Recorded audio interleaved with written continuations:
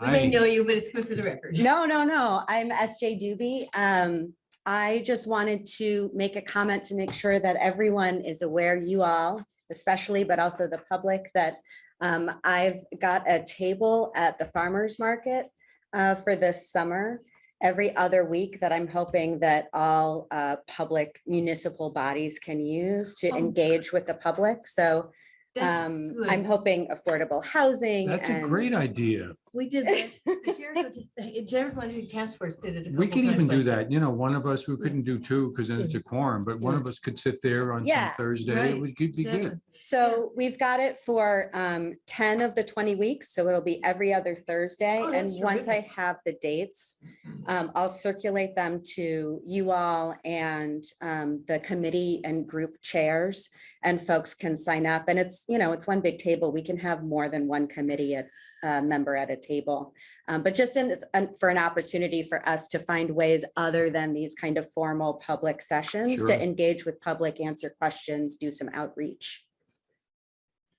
Yeah, I mean, because as I said last year, the Jericho Energy Task Force did twice with the Underhill, and because we were promoting energy efficient electric yard tools, and things like that. So people had fun with those kinds of things. Yeah, those are great when you have an actual demonstration or something hands-on. Oh, the kids love the solar bird baths. I mean, they just. Anyway, so be thinking about what you might want to bring to the farmers market table, and I'll be sure to circulate that information when I have it. And for your information, because we did it last year, we have the pop-up that the Planning Commission has, and we also have the table that the Planning Commission has, and it's in my garage. Oh, good. I was just wondering about that myself. Okay, excellent. Thank you so much. Thank you for doing that. Thank you, SJ, for signing this up. That's terrific, because I think it makes sense for different committees to take advantage of that. Is there any other public to be heard that, anything to say that is not on the agenda? Oh, hearing nothing, then we're going to go to, which I hope everybody is actually here for, is a review and consider the DEI Declaration of Inclusion. And this is also from Sarah Jane Doobie, Affordable Housing Committee. Not just me. Yeah, I know, not just you, but it's a Affordable Housing Committee and the DEI Committee. So Paula, is it okay if I share my screen? Yeah, absolutely. So you can get everybody. Oh, thank you.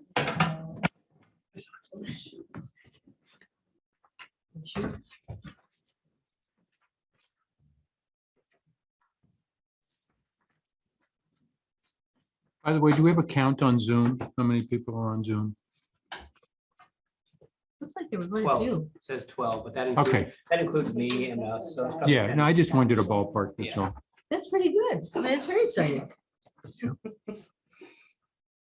And then let's see.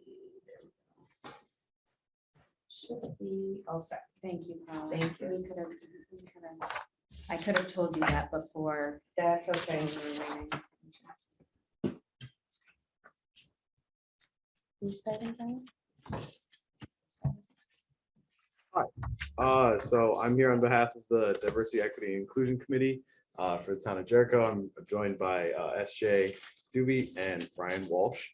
All three of us are members on the committee, and we've been working over our last couple sessions to make a declaration of inclusion that we wanted to come and propose to you guys for consideration. And one thing that we thought would be a good way to start is just for everyone to take a second and think of a time when you felt included and a time when you felt excluded, and sort of why you had the feelings that came up during those times. Just take a second to think about that.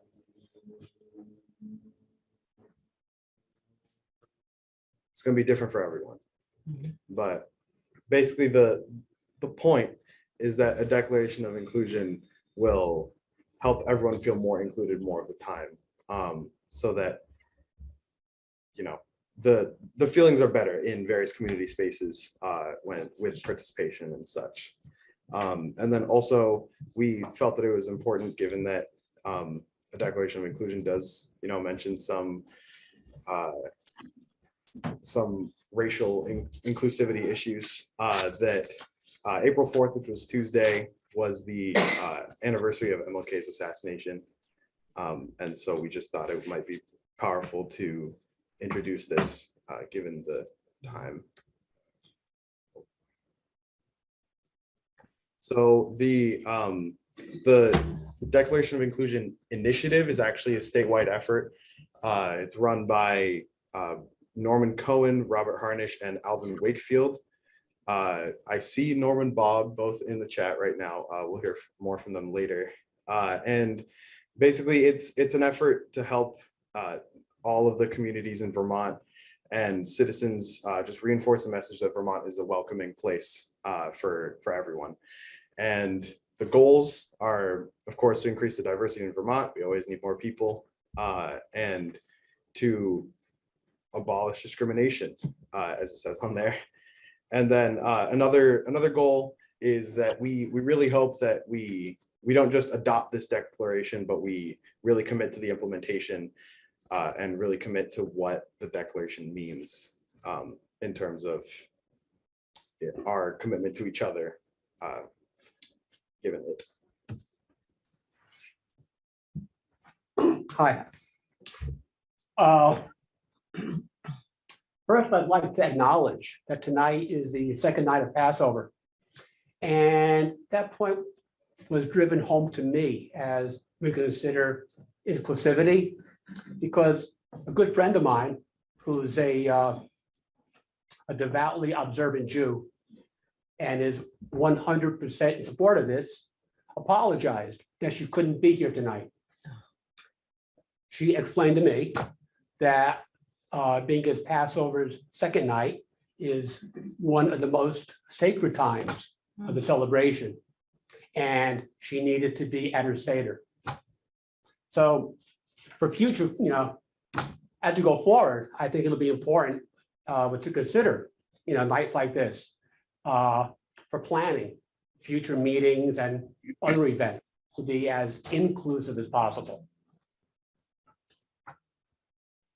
Stressing that the Declaration of Inclusion initiative is indeed statewide, our governor, Phil Scott, almost 2 years ago, signed a proclamation saying that Vermont as a state is on board for inclusion.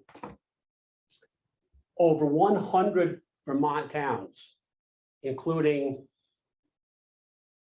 our close neighbors, Colchester, Milton, Heinsberg, Cambridge, Johnson, as well as our next door neighbors, both Richmond and Underhill, have adopted their own declarations. When our committee was crafting our own declaration, we had four main considerations.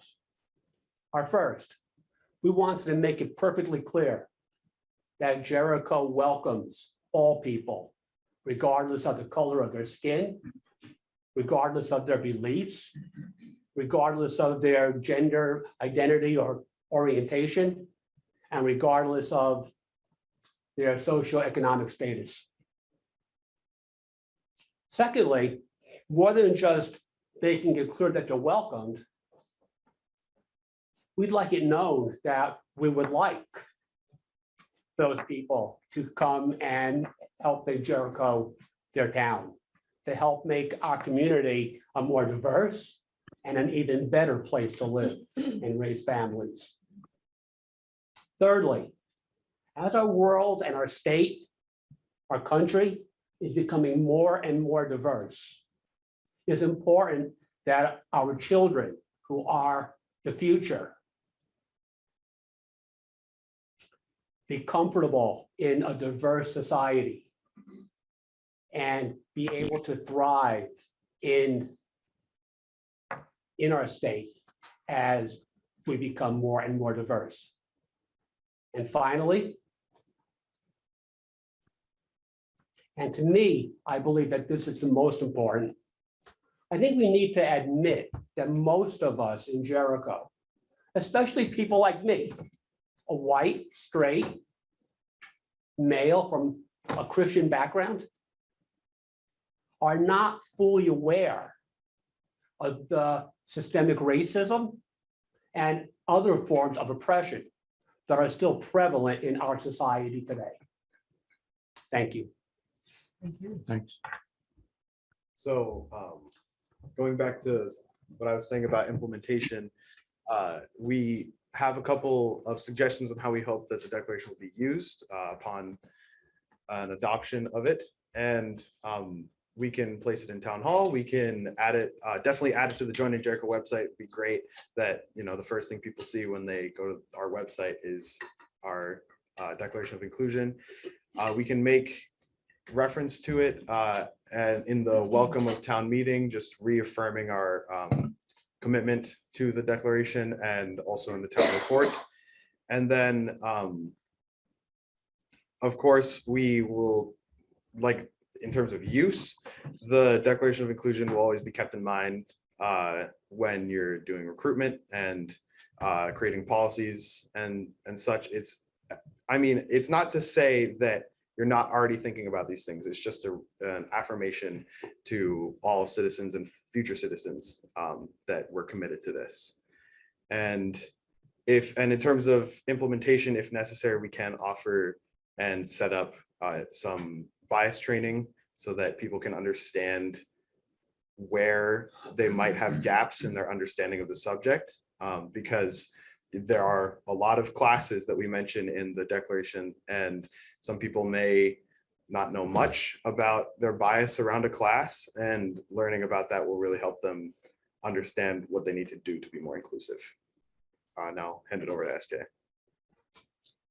So the goal of the declaration is to publicly condemn discrimination against members of marginalized groups, and, as Sonia just said, commit to identifying areas where either discrimination has been kind of embedded in our policies and procedures, and we likely aren't even aware of them. I recently read the kind of HOA governing rules around my community in my neighborhood, and was kind of surprised at some of the things that I saw there.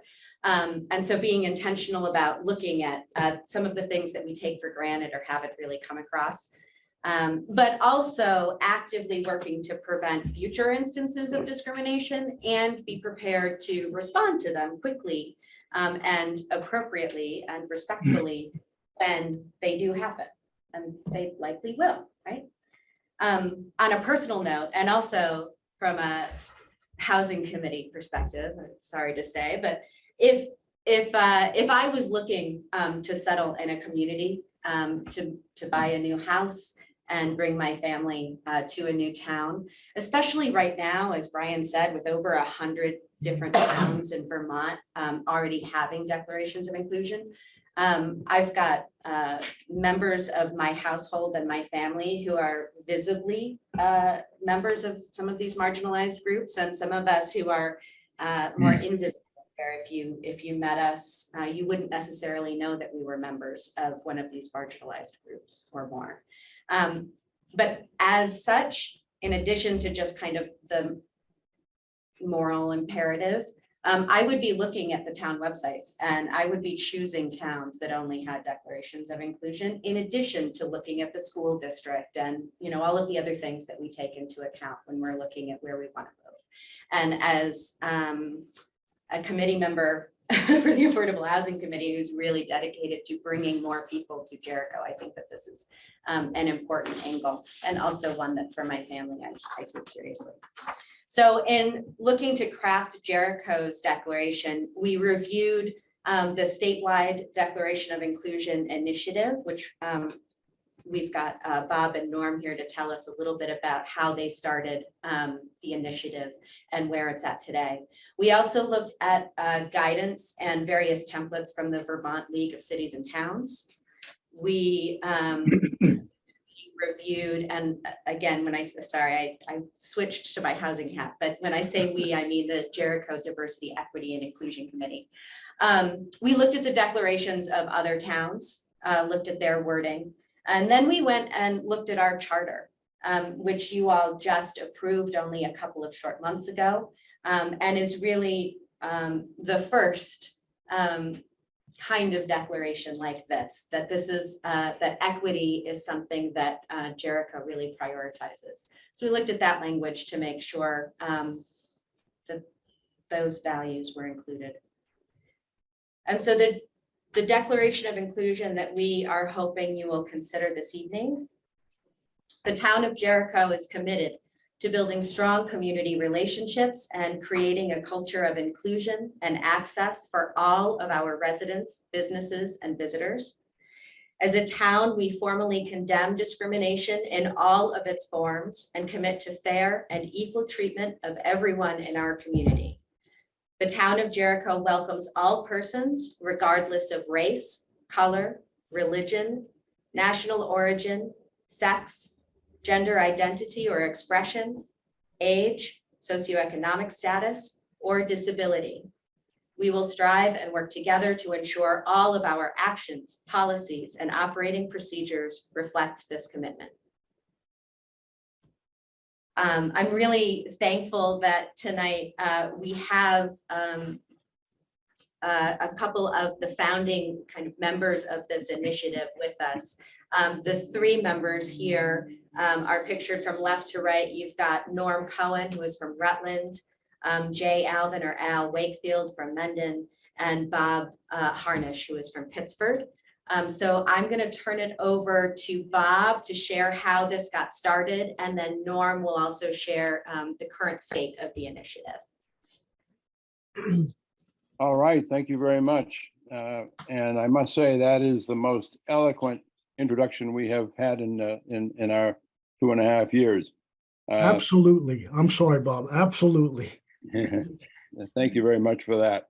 And I know from emailing back and forth with Brian and to some extent Sarah Jane that the committee has worked really hard, drafted an excellent statement, which we hope you will endorse and adopt this evening. Yeah, a little history goes back to the town of Franklin in September of 2020, adopting what they called, or what was called at that time, a Declaration of Inclusion, and we've kept that name. And I learned about it because my cousin David Benyon is chair of their select board. He said their board wanted to reinforce the culture of respect and welcoming and set an example for residents to follow. So I presented it to my town of Pittsford and then to the neighboring town of Brandon, and both towns adopted it. And I thought, well, this has potential to be statewide, and what a benefit it would be for the state if we could do that.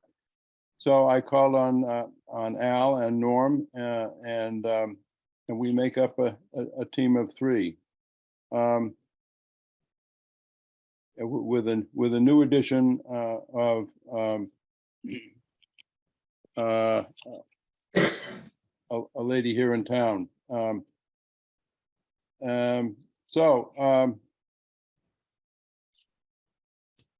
I will say that perhaps I'm taking some of Norman's thoughts, but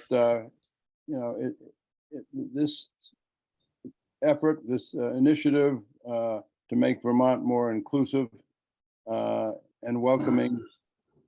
First of all, it's important because the town is, the state is just barely maintaining its current population. We're losing young people, and the population as a whole is getting older, and this is not a good recipe for economic success for the state as a whole.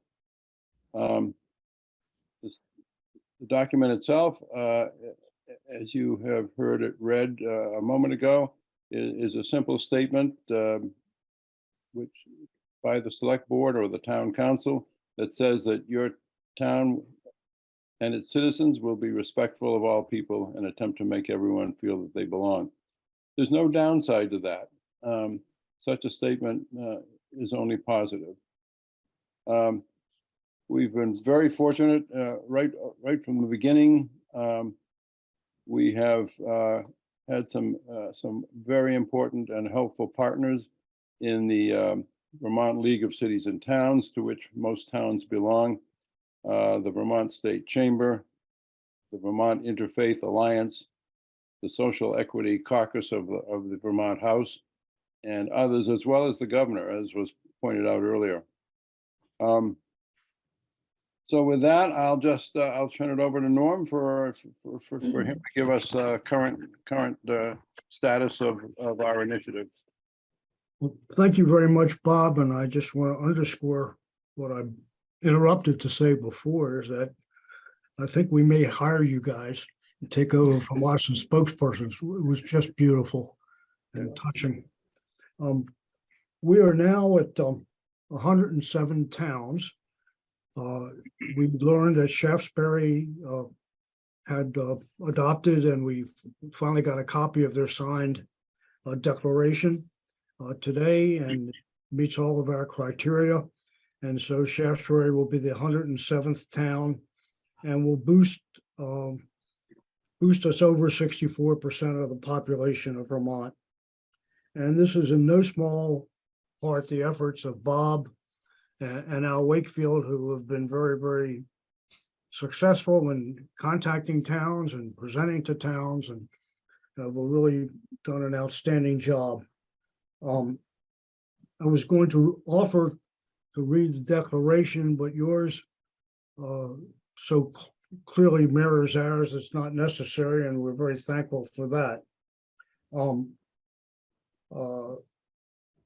There's not a lot I can add, given the wonderful introduction and what Bob has to say. I thought I might just underscore the role of the governor for a moment. And he is on board with capital letters here. And in May of 2021, he issued a proclamation in which he established that his administration was fully behind the necessity for diversity and equity and improving it in our state. And he concluded his proclamation with something that I read today, and it just touched me. So I'd like to just read it to you for what it's worth. I call upon all Vermonters to denounce prejudice, to openly acknowledge and address our own implicit bias, and welcome and celebrate all people of all races, colors, religious, national origins, sex, gender identity, or expression, ages, disabilities, and continue to work together to ensure every individual can live freely, equitably, and express their opinions free from fear, intolerance, and prejudice. Dated May 7, 2021, Philip H. Scott, Governor. And that is a very strong statement. And he has said it before. We're 98+% white state, and we can only grow by having diversity and improve our life by having diversity. There was some statistics that came out the other day. I'm sorry I don't have the article, but in 2000, when the pandemic broke out, our population grew by 4,000 people. Last year, in the end of 2022, it was less than 1% population growth. I think it was 0.2, 0.2%. And we need people. We're aging. Our young people are leaving. And we need to attract people here. So if you get behind it, you'll be the 108th town. We'll welcome you aboard with open arms. Thank you for hearing us out. Thank you. Thank you.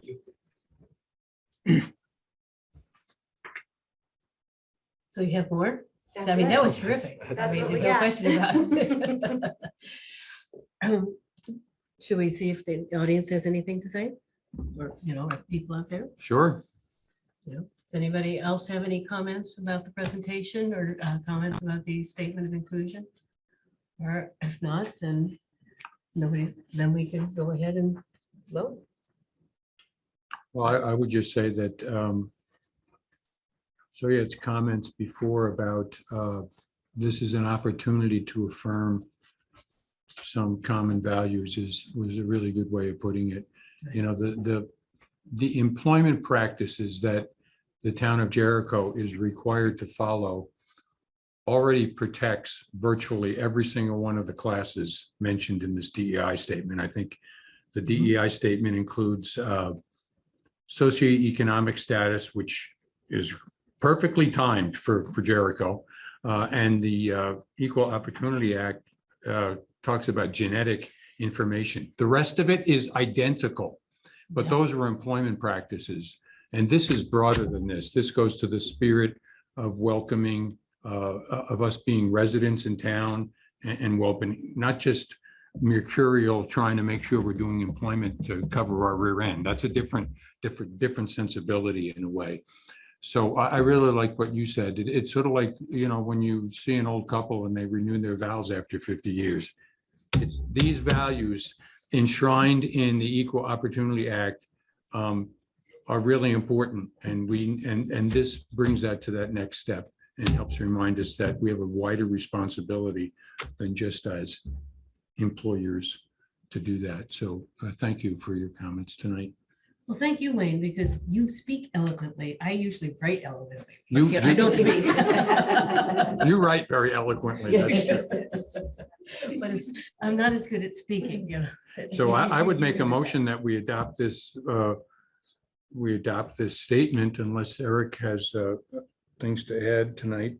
No, I thought you covered it very well also. So with that, I will second. All those in favor then say aye. Aye. Aye. So we now have that we will now formally sign. So thank you very much for all Thank your you. efforts. I mean, that was a lot of work. Thank you very much. And your presentation. Thank you. Thank you. Thank you, Norm. Thank you, Bob. Thank you. Thank you for having us. May I make one request? Yeah. First of all, thank you for passing it. We're thrilled. Not everybody passes it the first night for sure. And secondly, when the board signs it, would you please email a copy to us? Yes, you bet. Got it. Thank you very much. So we're 108, right? No one's gonna beat us out and we're 109. You are. We adopted this at 6:58, so that's. Well, it's great. Night, Norm. Thank you all. Thank you. Thank you. Good night, Norm. Good Thanks, night. Bob. Night. Thank you for having us. Thank you, Brian. Thank you. Next is a toughie. Thanks, Wade. Thank you. It's Lori, I guess you're here to represent the listers. It's review and consider the reappraisal agreement. Lori and Terry. Terry, okay. Oh, yeah, I She's see on Terry. I Myers. see, yes, I see her up there. Excellent. There are some very important points that, we need to put out this time that, we did not last time. That's very important. Terry, do you want to open up? we just seem to get the contract signed so we can get NIMRIC for our reappraisal for 2026. And, they are 3 years out right now, so we just want to make sure to get on their list so we can make sure to get this done for 2026. Okay, here's what I'd like to just real briefly summarize. We hit the pause button at the last meeting because it was suggested, and I may be butchering this up really terribly. It was suggested that if we use some existing software resources, if we had somebody with a technical background, and if we were prepared to staff this enterprise, additional hours, whatever, that we would be able to do it more efficiently and probably more in a more timely manner. And based on that, the select board said, okay, well, let's think about that just a little bit. I know that, or I believe that John had an opportunity to speak with you since that Yes, he has. staff meeting. And what I would be interested to know that, and I know that you have been really clear in your support that we should be going with an outside firm and we got to get this done. But I'm wondering if you just would entertain this notion that if the staff in some world, if the select board in some world was going to staff this, we were going to give a person to work with you, and Eric, who certainly was put on a pedestal the other night about his skill set for doing it. If it was able to do that, what would be the advantages? Do you see the advantages, taking you out of the picture, just from our perspective? What would be the advantages to us doing it on our own? Do you want me to answer that, Terry, or do you want to? No, answer that? there are no advantages of us doing it on our own. We need to do it with a contracted company because they do it. It's so much better.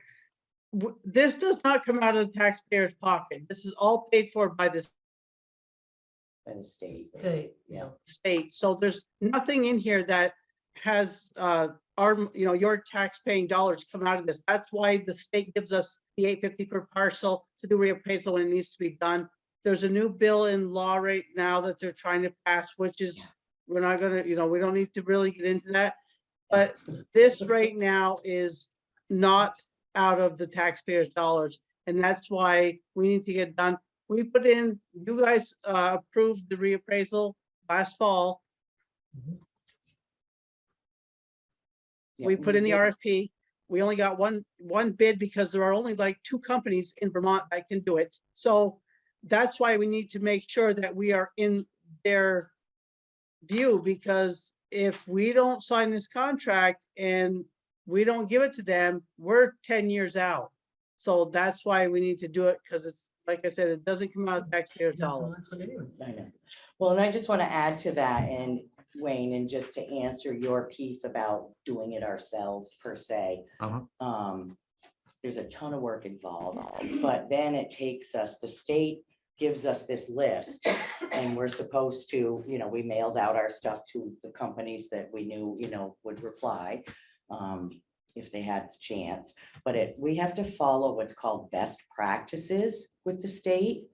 And if we don't follow those best practices, there are ramifications that down the road that we could be subject to. And not that they would do it at this juncture because of the mess that they're in right now, trying to figure out what's going to happen.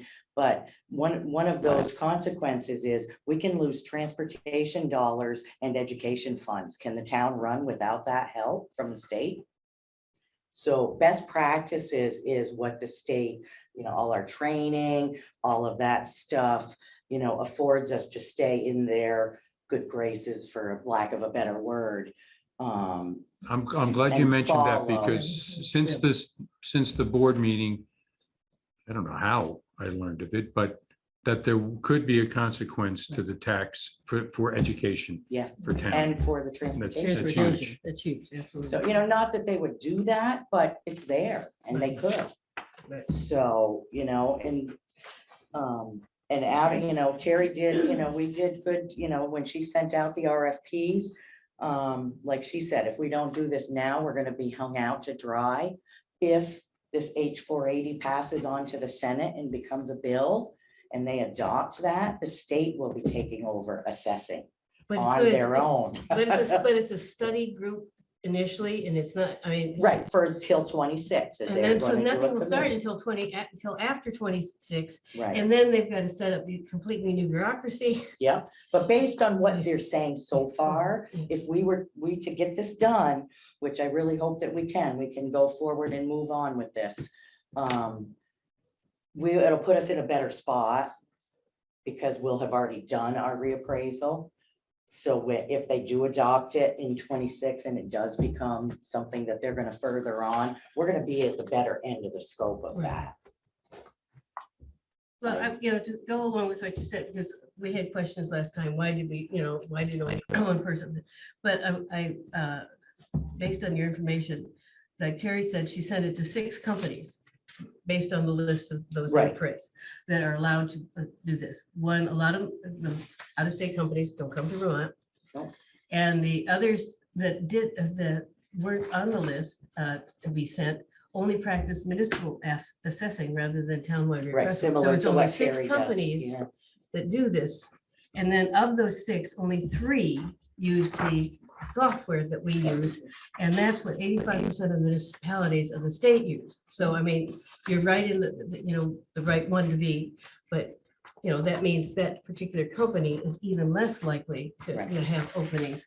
And then there was another question about, how good is how good is the company? Because we only got one bid. Are they just a junkie? And no, it's Nimerick. And they have a whole list of projects that they have done or in process of doing. Like 2023, they're doing Danby, Richford, Richmond, Charlotte, Fairfield, Morristown. 2024, Bridport, Brunswick, Lincoln, Lunenburg, Moncton, Moortown, Shoreham, Starksboro, Stanford, West Windsor, and Berkshire.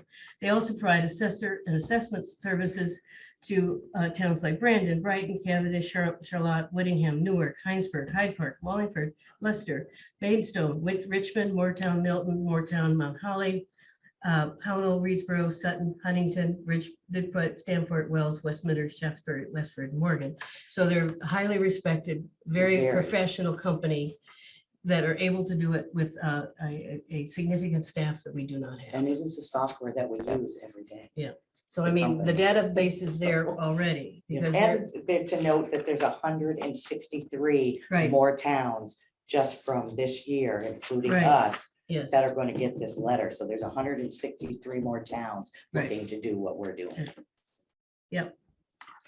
Do you expect in this reappraisal agreement, it said the lister's office will generate all reports deemed necessary for properties to be included in the town files. Do you expect there will be additional hours that the lister's office will, There may be some, but not a ton? not a ton. Okay, they have to keep that up anyway. sure. Right, Yeah. right. Yeah. So I mean, So I have just a clarifying question, I guess. It was certainly not clear to me before just now that $225,000 cost does not come out of town funds. so Does it comes not. out of the funds that the state sends us money every year. And we That's a put lot, it- that's a lot less to think about. It sure The state is. sends you money every year and they put it into reserve fund. So that's, and so it'll continue to. Yeah, I didn't understand that either. I knew we were squirreling money away every year, but I mean, it's- without sounding like a dope, I assumed it was our local tax Yeah, me too. money we were squirreling away every year. no, it's all the taxpayers of the state support all the reappraisals of the state. So Oh, They yeah, pay us because, right now okay. $8.50 per parcel Yeah. towards the Gotcha, reappraisal. okay. Yeah, maybe next time let's lead with that one. Helps, right?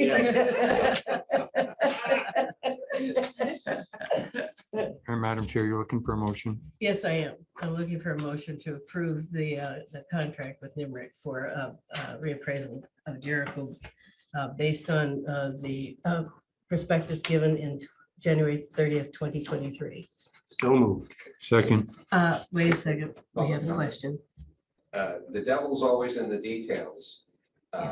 Having signed many of those contracts, I believe it's important the contract be reviewed to ensure that all of the data and the algorithms that are employed are in fact owned by and in the control of the town.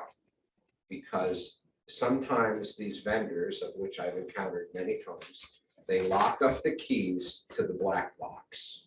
And then you end up in court or whatever, and that's not part of the contract. Their contract has a variable component where you have to pay them per hour after they do the initial work. And if you don't have access to the programs, and our friends at Catherine's right probably can define this better, but having the keys to the black box and building that capability, I think also builds a lot of credibility and goodwill because this is going to be possibly the most complicated and difficult to explain reassessment that's occurred in my lifetime in Vermont. You've got properties that are selling for 150% of their assessments. Whether those values will hold in the future is a question mark. Has Jericho's grand list really doubled? Is it now worth $160 million when 2 years ago it was $80 million? And if you don't have access and you don't control that software, you're not building that expertise in that database, you missed out on a one-time opportunity to lock in something. And so I think someone who understands what I'm talking about should be commissioned to look at the contract and make sure that the contract protects the best interest of the community and best, particularly in the event that they go belly up or whatever happens, you want to own whatever it is that they've done. You want the data, the algorithms, license to the software as part of the 200. And the town already has license to the software. That's what it uses all the time. And it has been reviewed by people who know what's going on.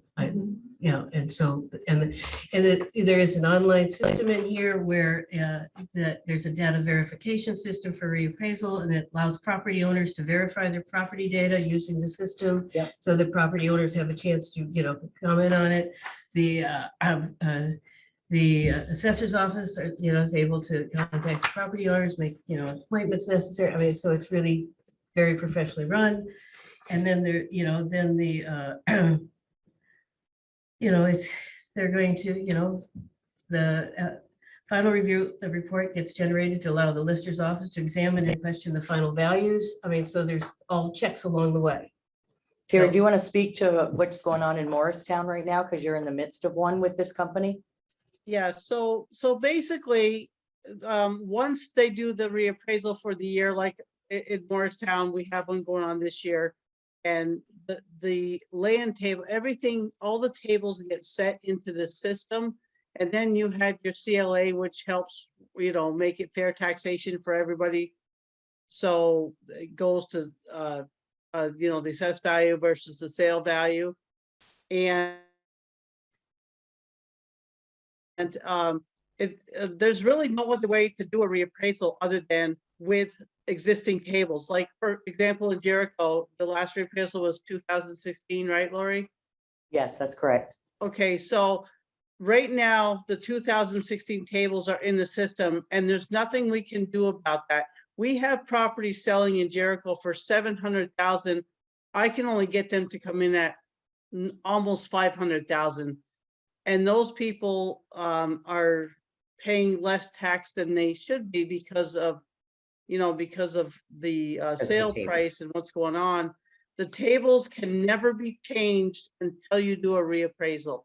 That's the only way you can get fair taxation back on the table, is when you put the updated values into the land record. Thank you, Terry. And they do use Marshall and Swift, which is a commercial company that does all of these types of tables. And we have access to everything while they're here, while they're in the process of doing this. We have access, we can oversee all of what they're doing. So it's not like they're taking our information and locking us out of anything. They're using our system that NIMRIC has set up. They are our company that we operate with every day, every year. I just don't see where there should be an issue with, lack of trust per se, or any of that kind of stuff.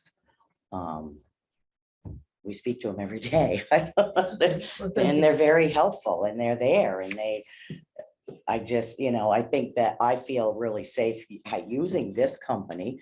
The last reappraisal, we had issues with the company. So, we got through everything, but let's go with somebody that operates the system that the state uses, 85% of the state uses. They have the expertise, they know their system, and they don't lock us out of the system. we have access to the system at all times. We can oversee what they're doing at all times. And I believe Terry has even said she's questioned some of, the things that they've done that she didn't like, and they change things. So we have a say in what goes on the whole time that this is going on. Thank you, Lori. So we have the motion, we have a second. So all those in favor, say aye. Aye. Thank you very much. Thank you very much for your time, Terry. Thanks, Terry. Thank Thanks, you. Lori. All right. Yeah. Thank you. Next on the agenda is we have our Trails Committee appointments with terms expiring in 2026 for Cody Phillips and Clay Foster. Yes, please. Sit at the inquisitor seats here. Thanks, Lori, for Thanks, coming by Lori. tonight. Thank you. Lori. For you guys. Yeah.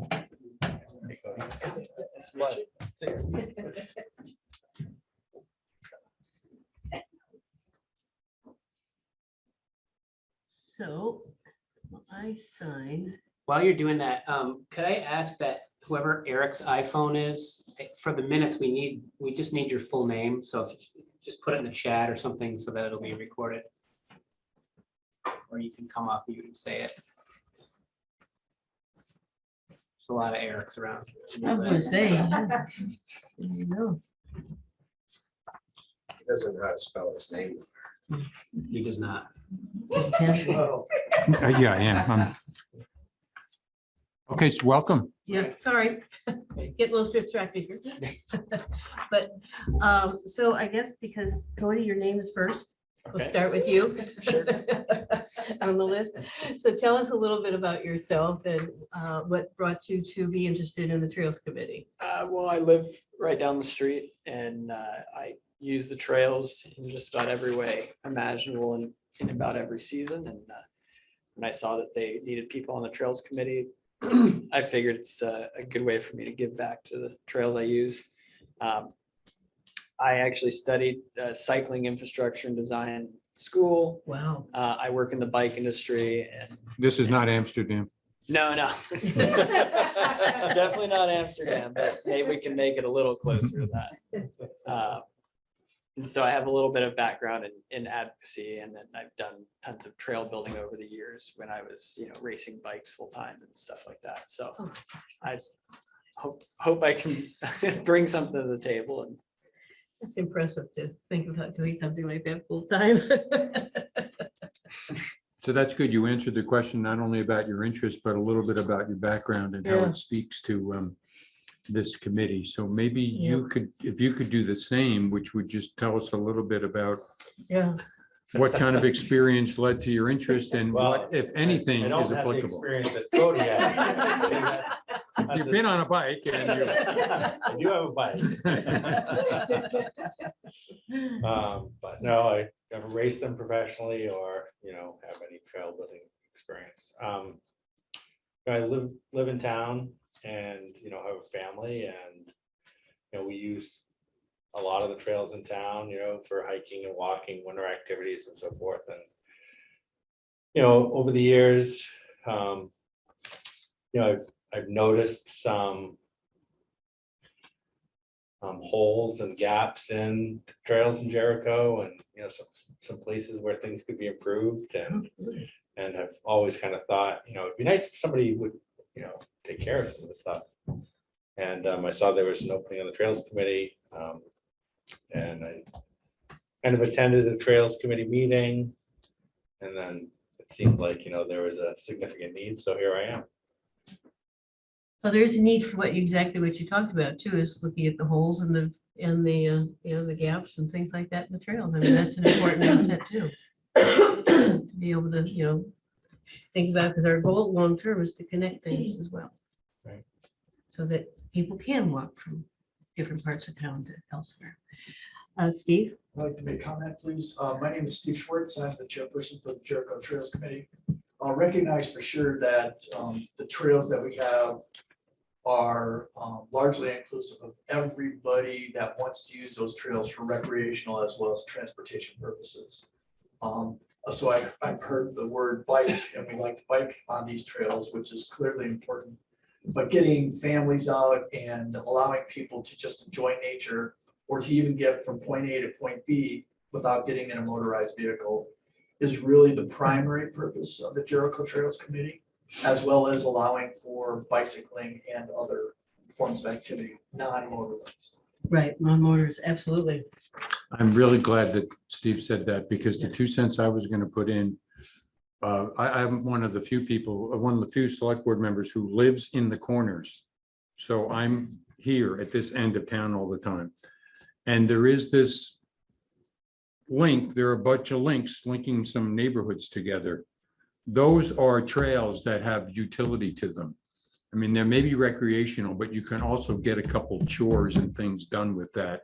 And so I really appreciate Steve's comments that, you know, the trail isn't just to get on a bike and on a Saturday you're going for a ride.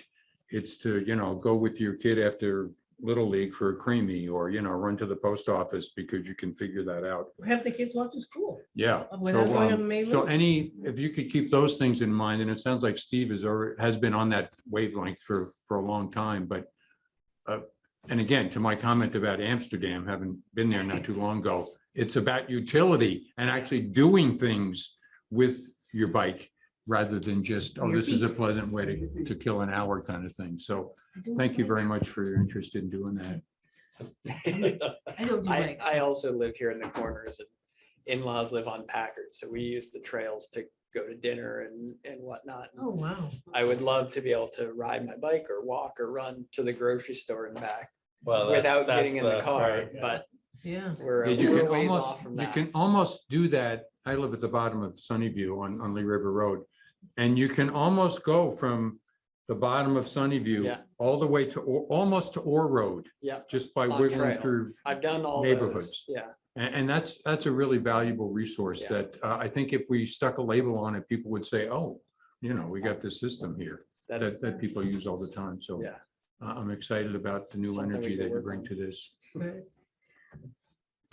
So thank you. I don't have any other questions. You seem, Yeah.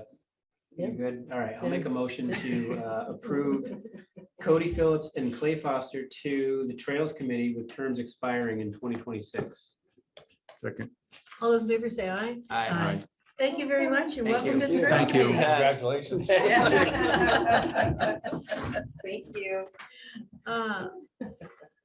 Oh, next is another nice presentation, because they always do a good job. The Chittenden County. We got a review and. Oh, it's Angeliki. Thanks, Steve, for your hard Sorry. work.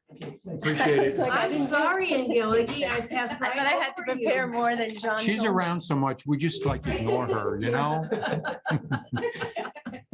Oh, I just skipped right over. She's that. always here to fix something I rather know, than. exactly. Oh, yeah, we're trying to find out if we And have. I'm here again to fix something, That's right. broadband in Vermont. That's right. I mean, that's needs fixing, because there's all those holes. And now there's, you know, starting to worry about whether there's enough money to fill those holes, even with all the money that's coming in. So anyway, I guess, well, you know, because we do this to everybody, no matter who we know. Tell us a little bit about yourself and why you're interested. So I'm Angeliki Contis, and I am a resident of Jericho, apart from my MMCTV hat. And I actually grew up here, was away for 2 decades, came back. And it's not enough to say that John asked me to do this, so like I will say some more. So you went to MMU? Yes, I did. Uh-huh. Yeah, class of 1990. So, yeah, my interest in this is because I think that the connection of everybody on high-speed internet and broadband in Vermont is like the biggest thing happening in the state right now. And there's a lot of talk about the money that's been poured into it and the last mile people are trying to reach. And we just had this big experience the last 2-3 years that proved how important it is for everybody to be connected in that particular way.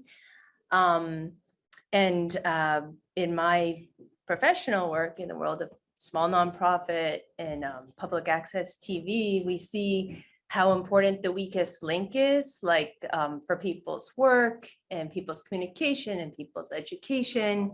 If you're in a meeting and somebody has really crappy Wi-Fi based internet or some other, it really shows, and it's the weakest link. So like, for instance, if you're on select board and you're at home and you have really good internet, it shows. And if you have really bad internet, the whole meeting becomes impossible. And I think that's, it's a question of, civic participation, as well as like being able to live somewhere and work from home, as many of us were able to do during the pandemic. Some people could not, so they had to struggle. They had to go places to find internet. And I know, and I was just doing the numbers here, and I think it's like 108 households which officially have that. They don't have the good enough broadband. I suspect it's kind of more if you really get into like. More, because a lot of people only have that 25.3, which is the minimum or something like that, and it really doesn't allow you to do a whole lot, particularly when you're trying to work from home. And there's like the download versus upload speed. So I'm just kind of intrigued by the whole problem, and, working for a small nonprofit, and as also having a background as a journalist and documentary filmmaker. I love to make things happen with a small amount of resources. And I think that's a nice challenge. I would not like to see people dump more money than is needed, but at the same time, I'd like things to be done in a way that's sustainable for the future. I think so I'm interested in kind of following along and seeing what happens and be able to ask some questions and see where Jericho fits into the whole thing. So, and I have also, because I'm part of the Vermont Access Network, which is 24 of us in public access TV, although of course I'm not representing them. I've heard of a lot of different experiences from like Springfield or the St. Albans area or Brattleboro, how they experienced the last few years of pandemic and trying to do hybrid meetings. And I've just really heard the whole gamut, and how the infrastructure you have really shapes the type of communications you have in towns, or the type of opportunities, or the educational experience. So I think it's a good project to. I feel like it plays into our first topic on DEI too, right? I mean, that can be. Yeah. Like maybe there would be more people living in certain parts of town if they were able to work there. Right. Instead of absolutely. working in Burlington or something. Right, absolutely, absolutely. I mean, it's a biggie.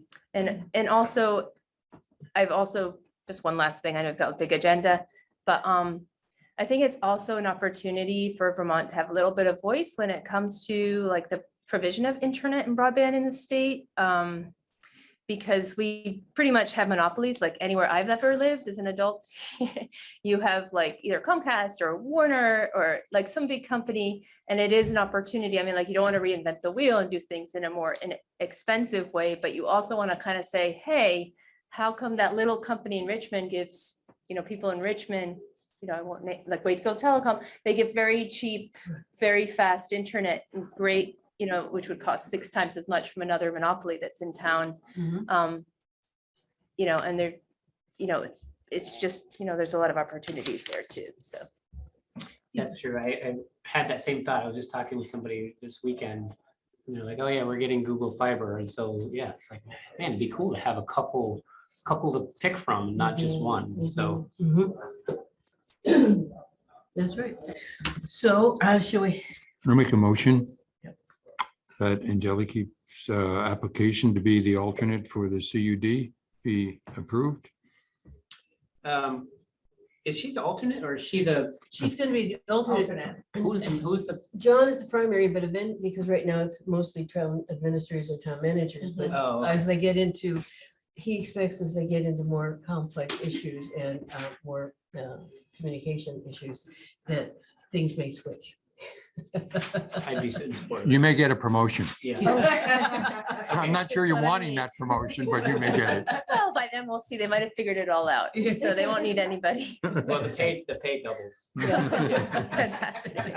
More meetings. So with that, I'll second. All those in favor say aye. Aye. Thank you, Angelica. Thank you. Thanks for all you do. Yeah, thank you. All right, now it's time for what everybody's here for, is the solid waste district FY24 budget presentation. Amy? Sarah Sarah? Oh, is doing it on Zoom. okay. Amy, okay. All right. I can, does everybody hear me okay? And I've been having trouble with my microphone. No, Yeah. you're good. Because I had, it, it was Amy that was listed on I her. did put that, but Yeah. then she sent me a email saying, I'm not doing it, Sarah is. Okay, So I'm like, well, oh, okay. Okay, well, we'll listen to Sarah then. Thank you very much.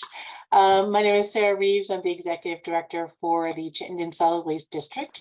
And I would actually like to share my screen so that I can let folks see what I am seeing.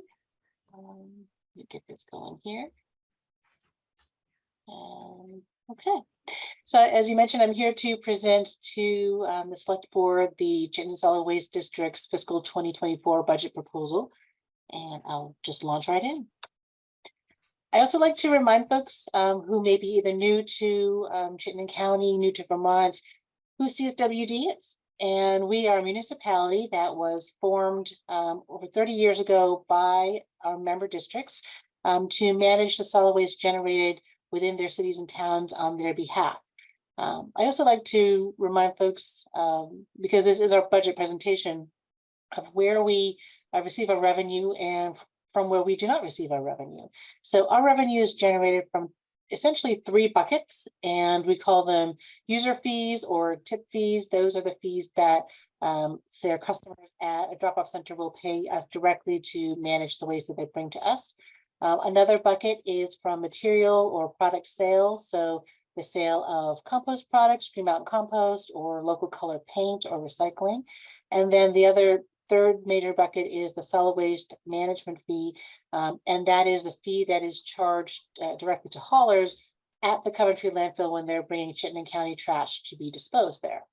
Where we do not receive direct revenue from our cities and towns is from any income, sales, or property taxes. I also like to remind folks of how we're doing, or let people know how we're doing. And in Chittenden County, we're really good recyclers, and we're paying really close attention to what we're putting into our recycling and our organics. So we're doing a great job. We are diverting, this is from 2020, which was the most current waste characterization numbers that we have, and that we also pulled from the state. So we're diverting about 61%. I think that's most likely higher now, because this was again before the last part of Act 148 kind of kicked in, where everyone needs to be keeping food scraps out of the waste stream. But it's probably not too significantly higher than 61%. So there's a good chunk that is still being disposed in the landfill that, of that amount, about half of it could have also been further diverted. So either into blue bin recycling or into an organics diversion program, such as composting, or there may be some what we call special materials in there. So maybe some scrap metal or electronic waste. And then there's some that's being disposed of that should be properly designated as construction and demolition debris. So this is my pitch to everyone to take another peek before they put something in their trash bag and make sure that it doesn't actually have another stream that it could go to other than being buried in the landfill. And this is our budget presentation to you. I'd like to start with the bottom line. We are budgeting in fiscal 24 revenue in the amount of $15,401,763. We are budgeting expenses at $14,402,047, and that the delta of just under $900,000 will be moved to our series of reserves. Last year, the year before, our board approved what we've come to call our waterfall effect with our reserves, where we have our reserves in a priority order of filling with any unanticipated or over estimations of revenue. So once a reserve has hit the maximum amount as designated by the board, then any remainder then spills into the next reserve in priority order, and then the next and the next, with the remainder, if there is any at the bottom, to going into the capital reserve. And a very short high-level comparison, fiscal 23 to 24, we're budgeting revenue increase of just under 10% and an expenses increase of just under 9%. I do want to point out the one increase that I'm actually kind of excited about, actually we're very excited about, and that is our administrative costs. And those have gone up this year because we have just moved our offices. We have been in our Williston office for close to 30 years. And this week we moved to new office space in South Burlington. We had grown out of our renovated house that we'd been using as our office space. And we are now sharing space in the building where the South Burlington Police Department is. We're very excited.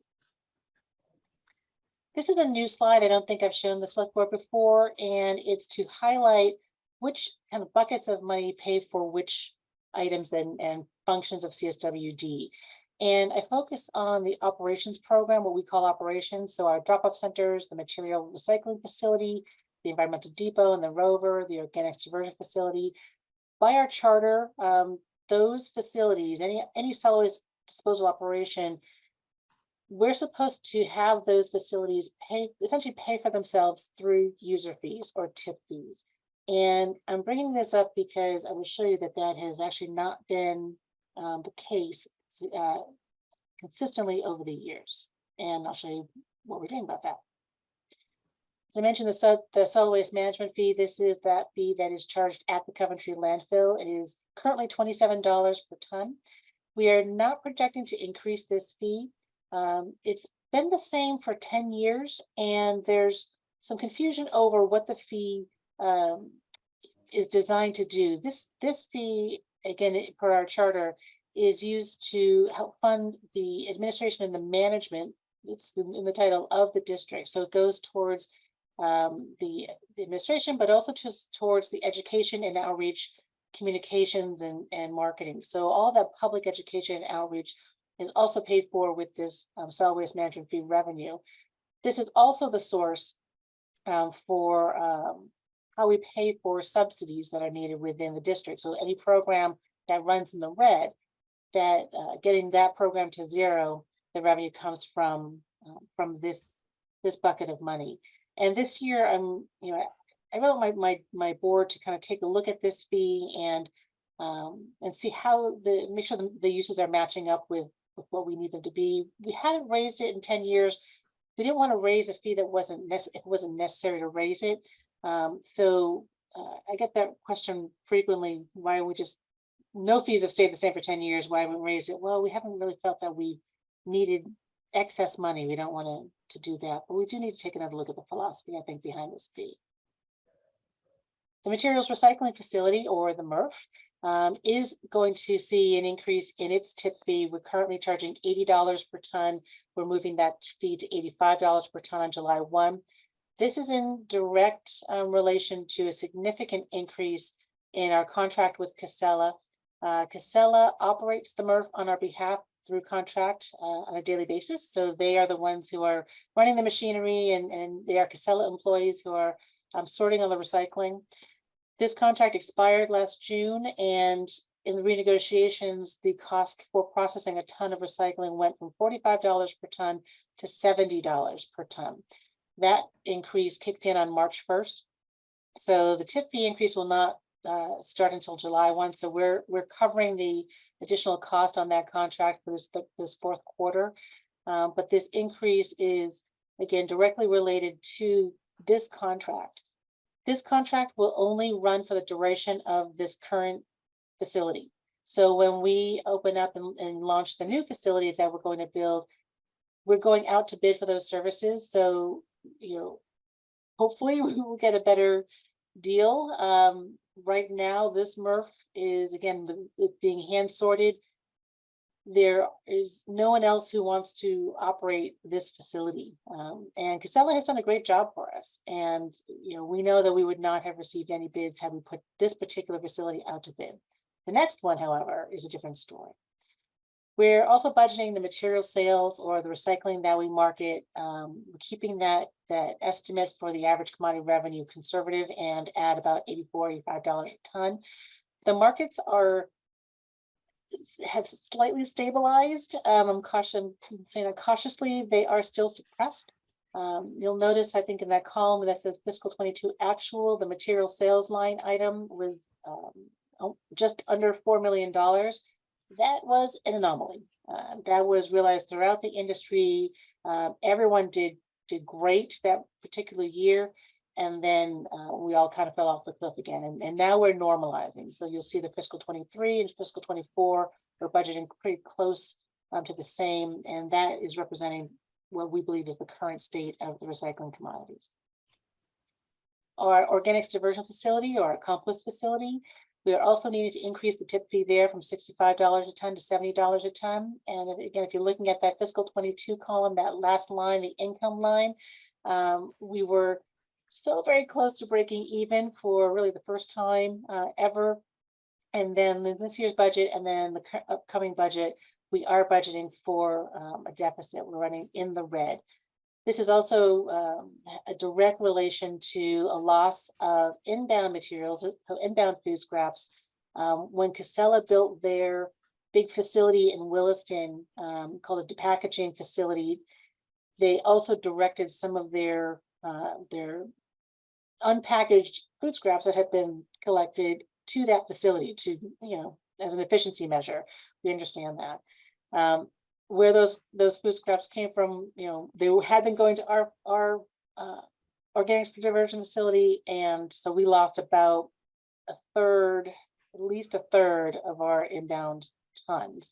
So we've been grabbing some of those tons back, but we're nowhere near where we were in fiscal 21 and 22.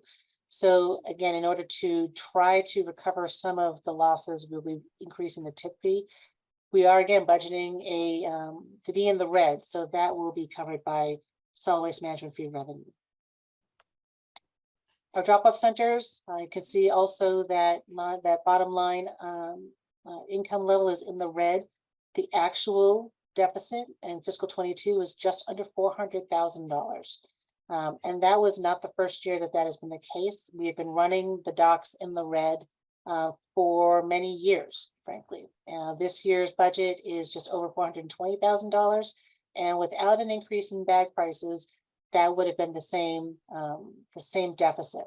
So we are looking to increase bag prices at our drop-off centers starting July 1, going up to $3 for a small bag, and that's about up to 18 gallons of trash, $8 for a medium bag, which is between 33, 34 gallons, and then $11 for a large bag, which is about 44 or 45 gallons of trash.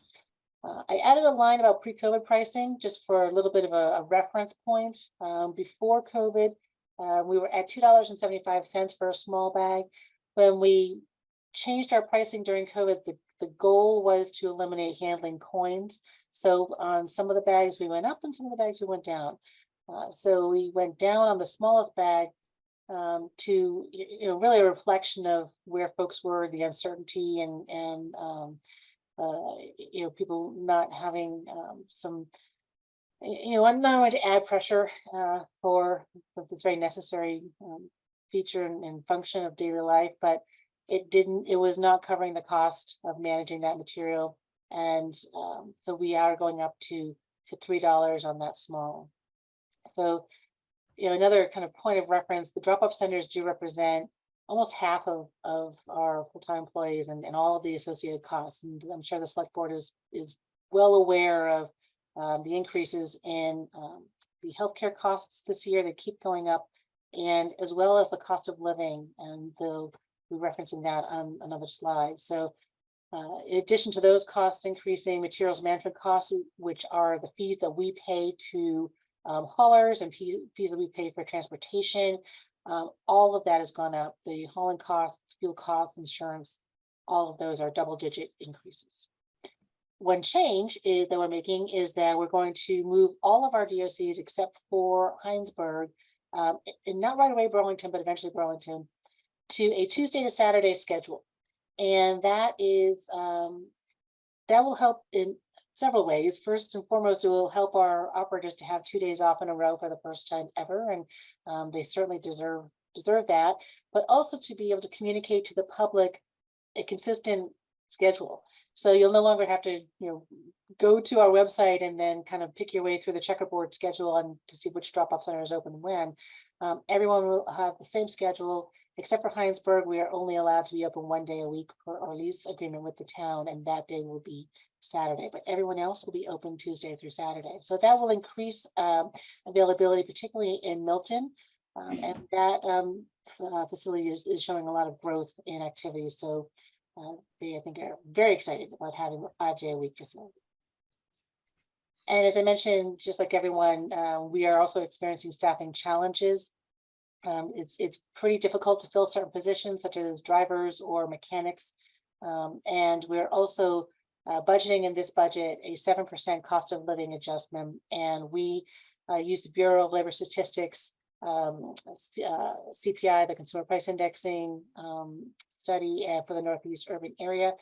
And as of December, when we had put the budget out, it was about 7.4% of the 12-month running average. So we rounded that down to 7 to help kind of offset the cost of both the COLA and the increases to insurance.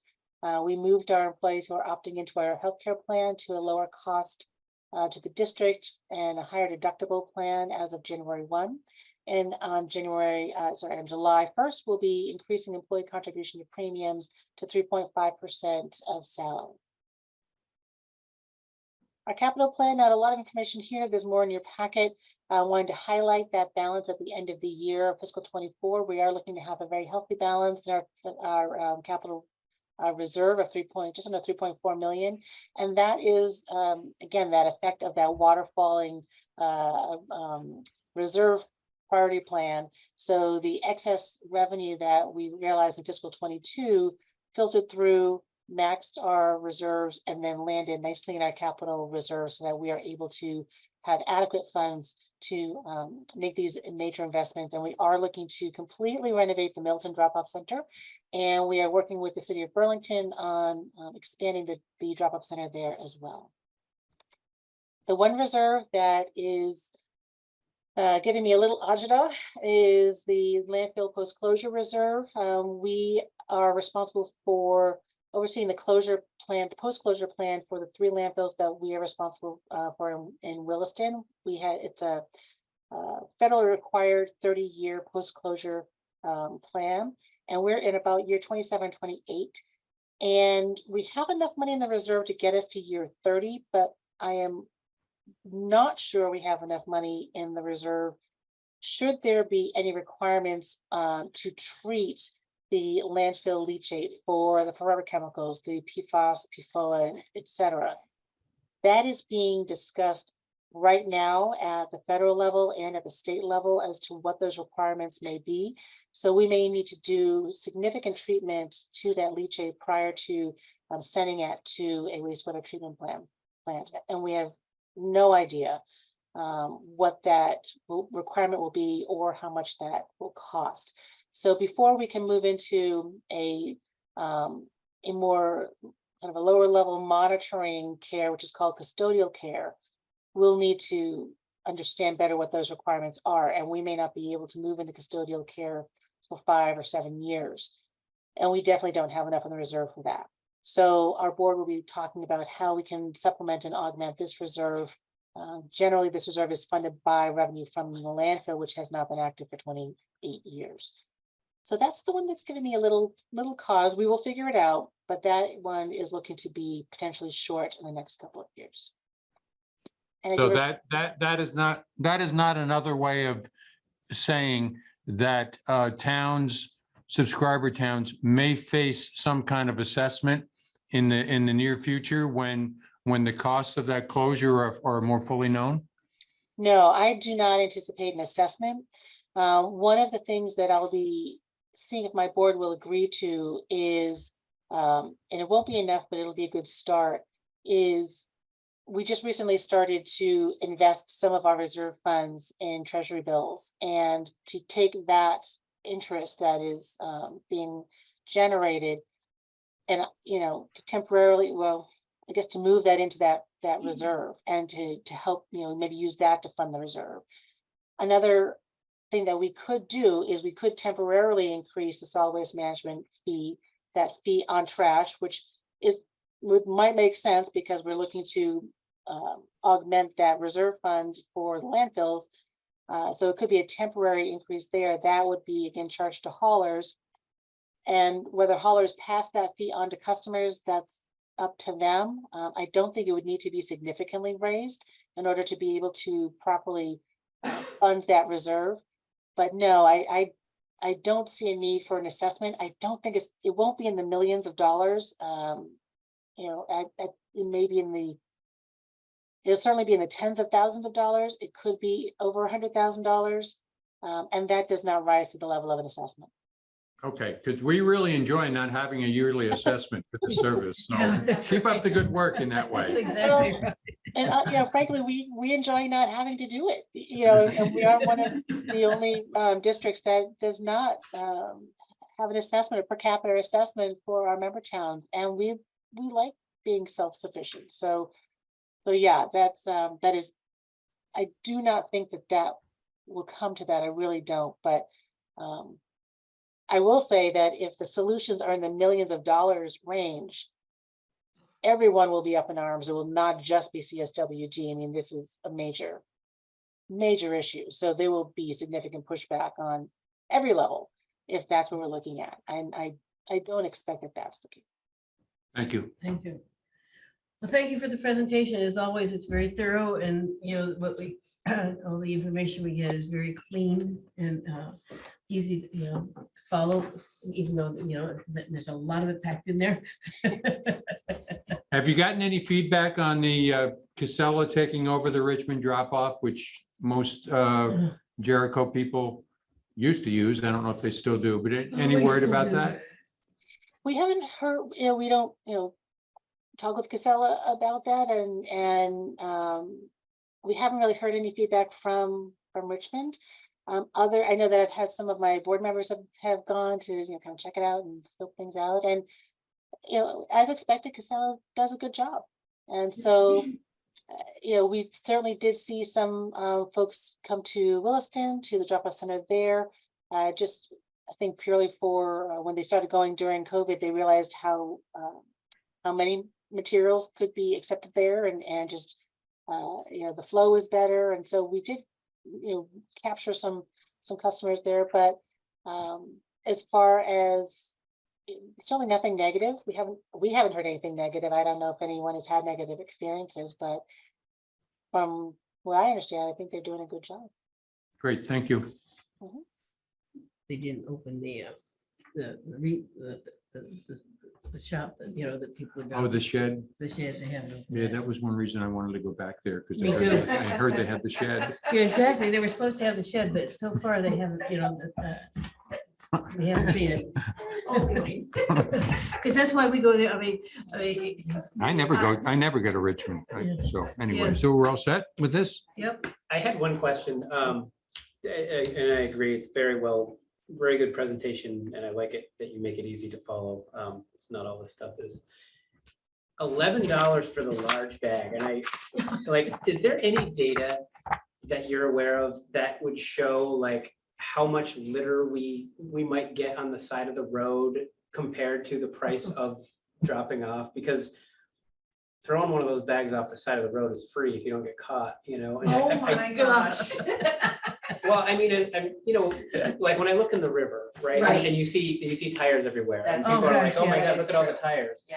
Well, Yeah. it costs $10 to get rid of a tire, or it's free if you throw it in the river. So Right. I wonder, is there data that marries that? Because I totally understand why the prices are the way they are, and I'm sure that's what you need to do, but $11 is a lot to get rid of one bag Those of are big garbage. bags. Usually it's a 30-some gallon bag that most people use, you know, if that's the standard size, but that's $8. That's 36 to 45. $11 is for a $45 gallon bag. I work for CSWD too. So, yeah, so that's like the normal size bag that you keep in the garage, right? That's $8. If you really fill it, Yeah. because I use a 45-gallon bag, but when I bring it to the dump, it's only Only this that big, and I tell them, oh, it's a medium bag, because Right. it's Right. really not stuffed to the gills.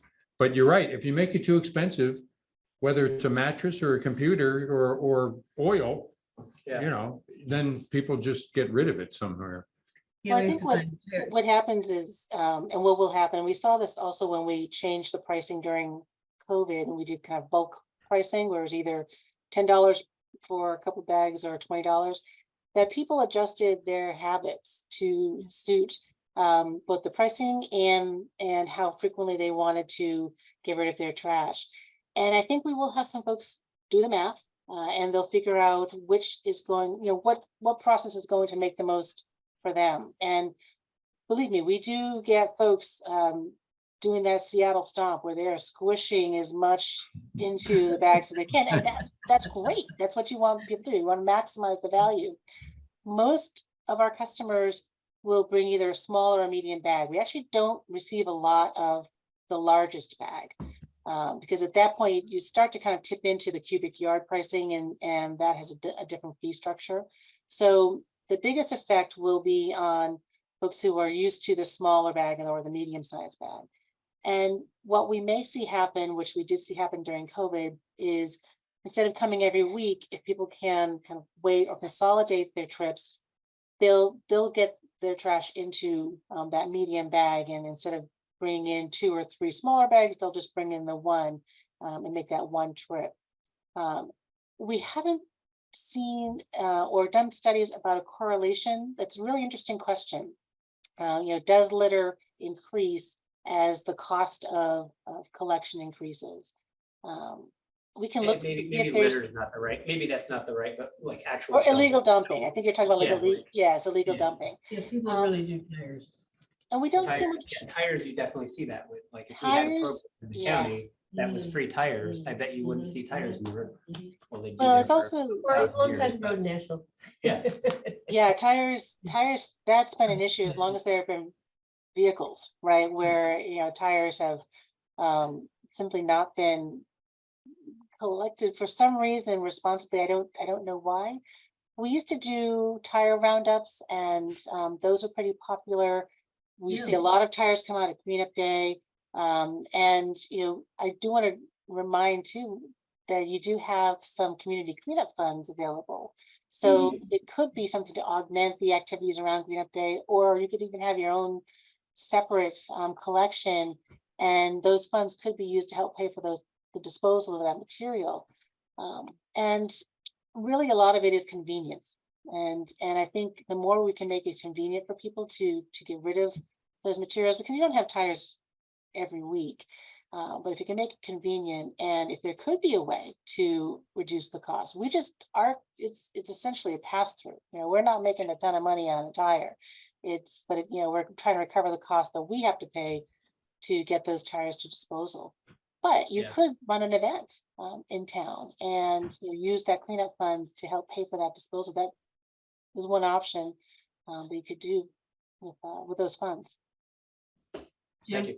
Yeah, we have a wonderful study that's decades old that speaks to the issue that Eric raised, and it's called the nickel on the recyclable can. And when you create a negative for positive behavior, you end up, particularly at the low end of the food chain, where the people are forced to decide whether they're going to pay their mortgage, their rent, put fuel in the car to get to work, or go to the solid waste facility, which is a burden, and pay $11. So if you put the tax on where the trash is created, like the mattresses, which they're a huge problem to move, and the tires, and the person in effect gets a coupon. So when they bring it back, they get a reward. You already have the best possible system. As soon as we put the nickel in, people were out picking them up and putting them where they want to be. So if there's mattresses on the side of the road and you give $20, when they take it where it should be, compared to having expensive people doing all this stuff. I think the model already exists, the psychological profile exists, and putting burden on people, particularly people that don't have trash pickups and other things, I think would be a constructive model. And it's all proven, the mechanisms are all there. And all you gotta do is just put a tax when the trash is created that encourages that it go back to where it is constructively dealt with. And I agree. Tires is an easy thing to do because they are if you go scuba diving in the lake, it's unbelievable. So many. But it's true, they do it with batteries too, right? You don't forget to bring your car battery back right? Because it's, I don't know, $15 or something. Yeah. Well, owning real estate. Well, we just I'll tell you, need Jim go to the legislature then and start the I know. putting This is- tax on tires. I'm not sure that that wouldn't result in shortening of my life. But just think about the hazardous fluids and stuff. We have people dumping, literally pulling off of the road and pulling the plug out of their crankcase and draining the oil in the ground and then throwing the oil filter in the ground. And the damage that they do, and just let it happen on your property, that having negatives to do positive things. I would say if anyone has actually observed that behavior, that is illegal. And please reach out to us or to the Agency of Natural Resources. That is, opening up a crankcase is not allowed.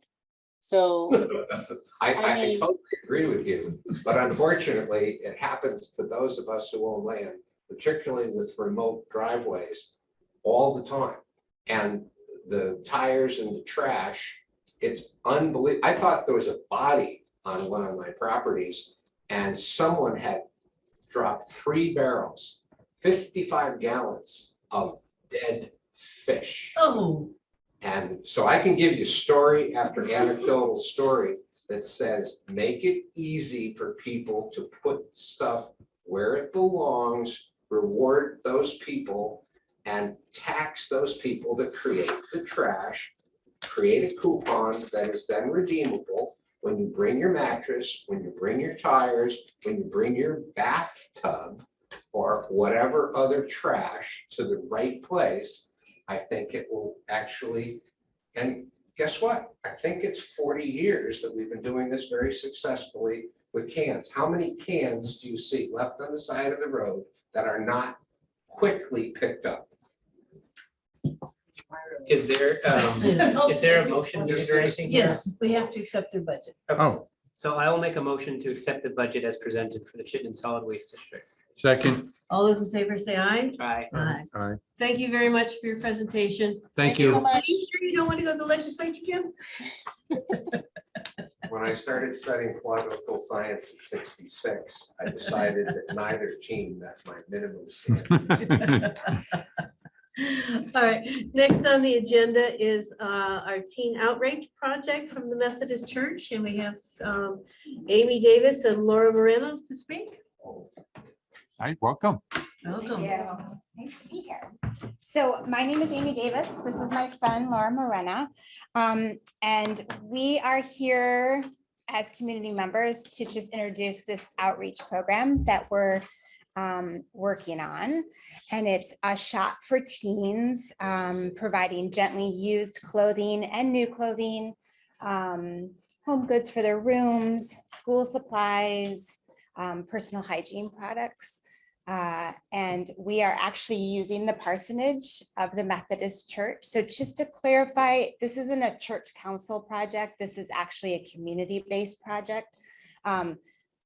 We're sort of saying that the Methodist Church, we're housed by the Methodist Church and supported by the community.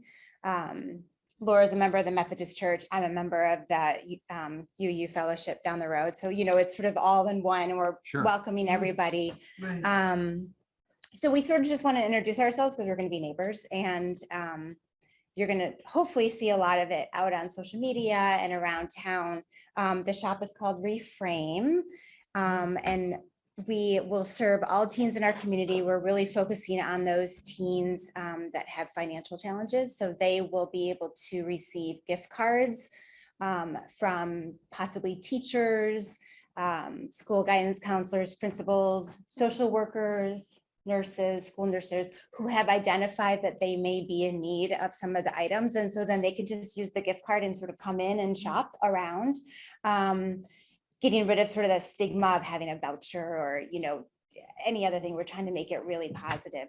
What else?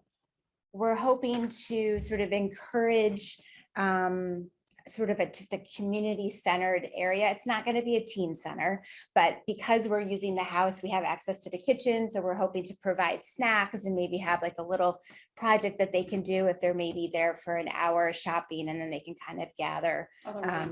Or they're waiting for a ride. We're actually hoping that we can get a bus to drop kiddos off. We're focusing on middle school and high school kids. We're in the very beginning stages. We've sort of jumped through a lot of hoops, but we just got into the space this week. So we're excited to get started.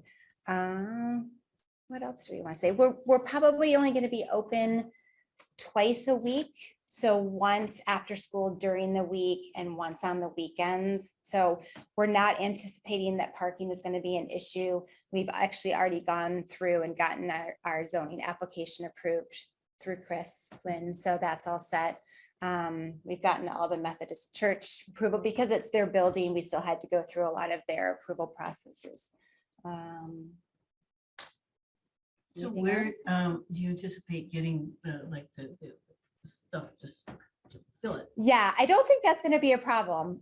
We have already sort of, we're gonna reach out to community members through social media, lots of friends. Yeah, I don't think it's going to be an issue. We've actually spoken to a lot of other thrift store type organizations in the area, and they seem to say that it's pretty easy to get those items. We're also hoping to raise funds. We're looking into grants and community support. That's sort of our next step, because we would also like to be able to maybe buy some newer items if there's a family that has specific needs, to be able to go out and purchase some new items, you know, and obviously like undergarments and socks and things like that should be new. And then we really want to make sure that they can come in and get deodorant if they need to, or feminine hygiene products or toothpaste, and but make it fun. We're hoping to have it sort of an upscale type, you know, funky thing that welcomes, you know, all kinds. Probably needs to be funky for me. Right? Yeah. Yeah. Well, it's interesting because I spoke to Linda, the town planner, about it. And I was like, don't tell your daughter yet, because we're not quite approved. But then she announced it to her daughter. And because Village Gifts has now closed, these kiddos don't have a place to go. And not that we're going to be a gift store, but we hope to sort of maybe create a sort of a vibe where these kids can walk across the street from a neighborhood, or, you know, walk down from the creamy place. And yeah. Kudos to you for, you know, trying to do something like this. That's a great idea. So that sounds like it's it's starting out as a shop. Yes. But then you mentioned there might be, you didn't use the word programming, but you said it might be a teen center. No, I mean, who knows?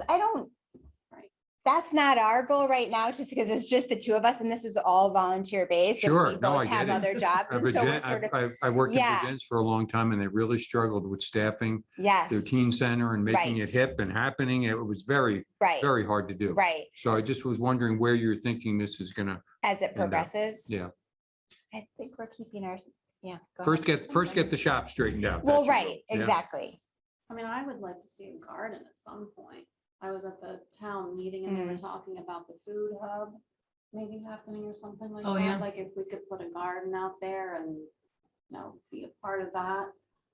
Just, I don't know, different things And like certainly, you know, give some, you know, an activity as well as, you know, something that you see the tomatoes on the table. Well, right. I mean, exactly. So yes, I think it would Or be carrots. fun to create sort of, yeah, a way that they can be a part of the community and gather together.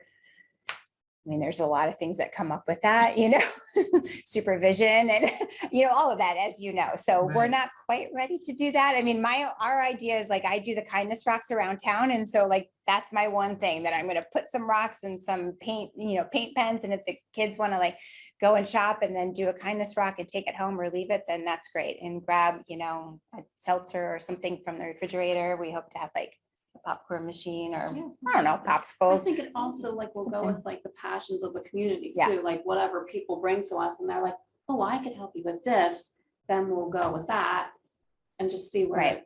it goes. Right. And Exactly. Because there's a lot of volunteer energy in this community. There is. And we're, and you know, we raise kids in this community and volunteered, and then our kids are out. So sort of one of those things where Laura came to me and said, what did you think about doing this? So yes, I think there's a lot of people who want to give, and it's fun to keep it sort of in the Jericho area, though we are reaching out to other areas. I mean, that's not just Jericho and Underhill community, but Anybody can come. anybody can come. But we do think that we'll get donations, and we'll be very specific about that, and we will get our volunteers, I think, as well. Slow and steady. Slow and steady. Right. It's a lot of work. First, we have to paint. So that's it. We just want to introduce Well, thank you ourselves. for Thank you. introducing You're it. welcome. That's So a great stay idea. tuned. Yeah. Thank you very much. Sounds like it makes our community stronger, so that's a good thing. Yeah, Yes, absolutely. we hope so. Yeah. All Thank right. you. Thank you. Thank you. Next is speeding on Skunk Hollow, Chris Tardy. Hello, you Hi. got some numbers for us? I do, yeah. Oh, hey, great. And I talked to John and, so just Chris Tardy, Skunk Hollow Road. So I'm gonna keep being a squeaky wheel till something gets done. Oh, yeah. Saturday night, a car went off and slammed into the side of my driveway. They hit the speed bump, started fishtailing, and went off by me, So he had to be flying to hit the speed Yeah. bumps that way. yeah, and then this morning, the school, we're all stopped in line for the school bus, and then a Civic decides to pass us all on the hill, blind hill pass.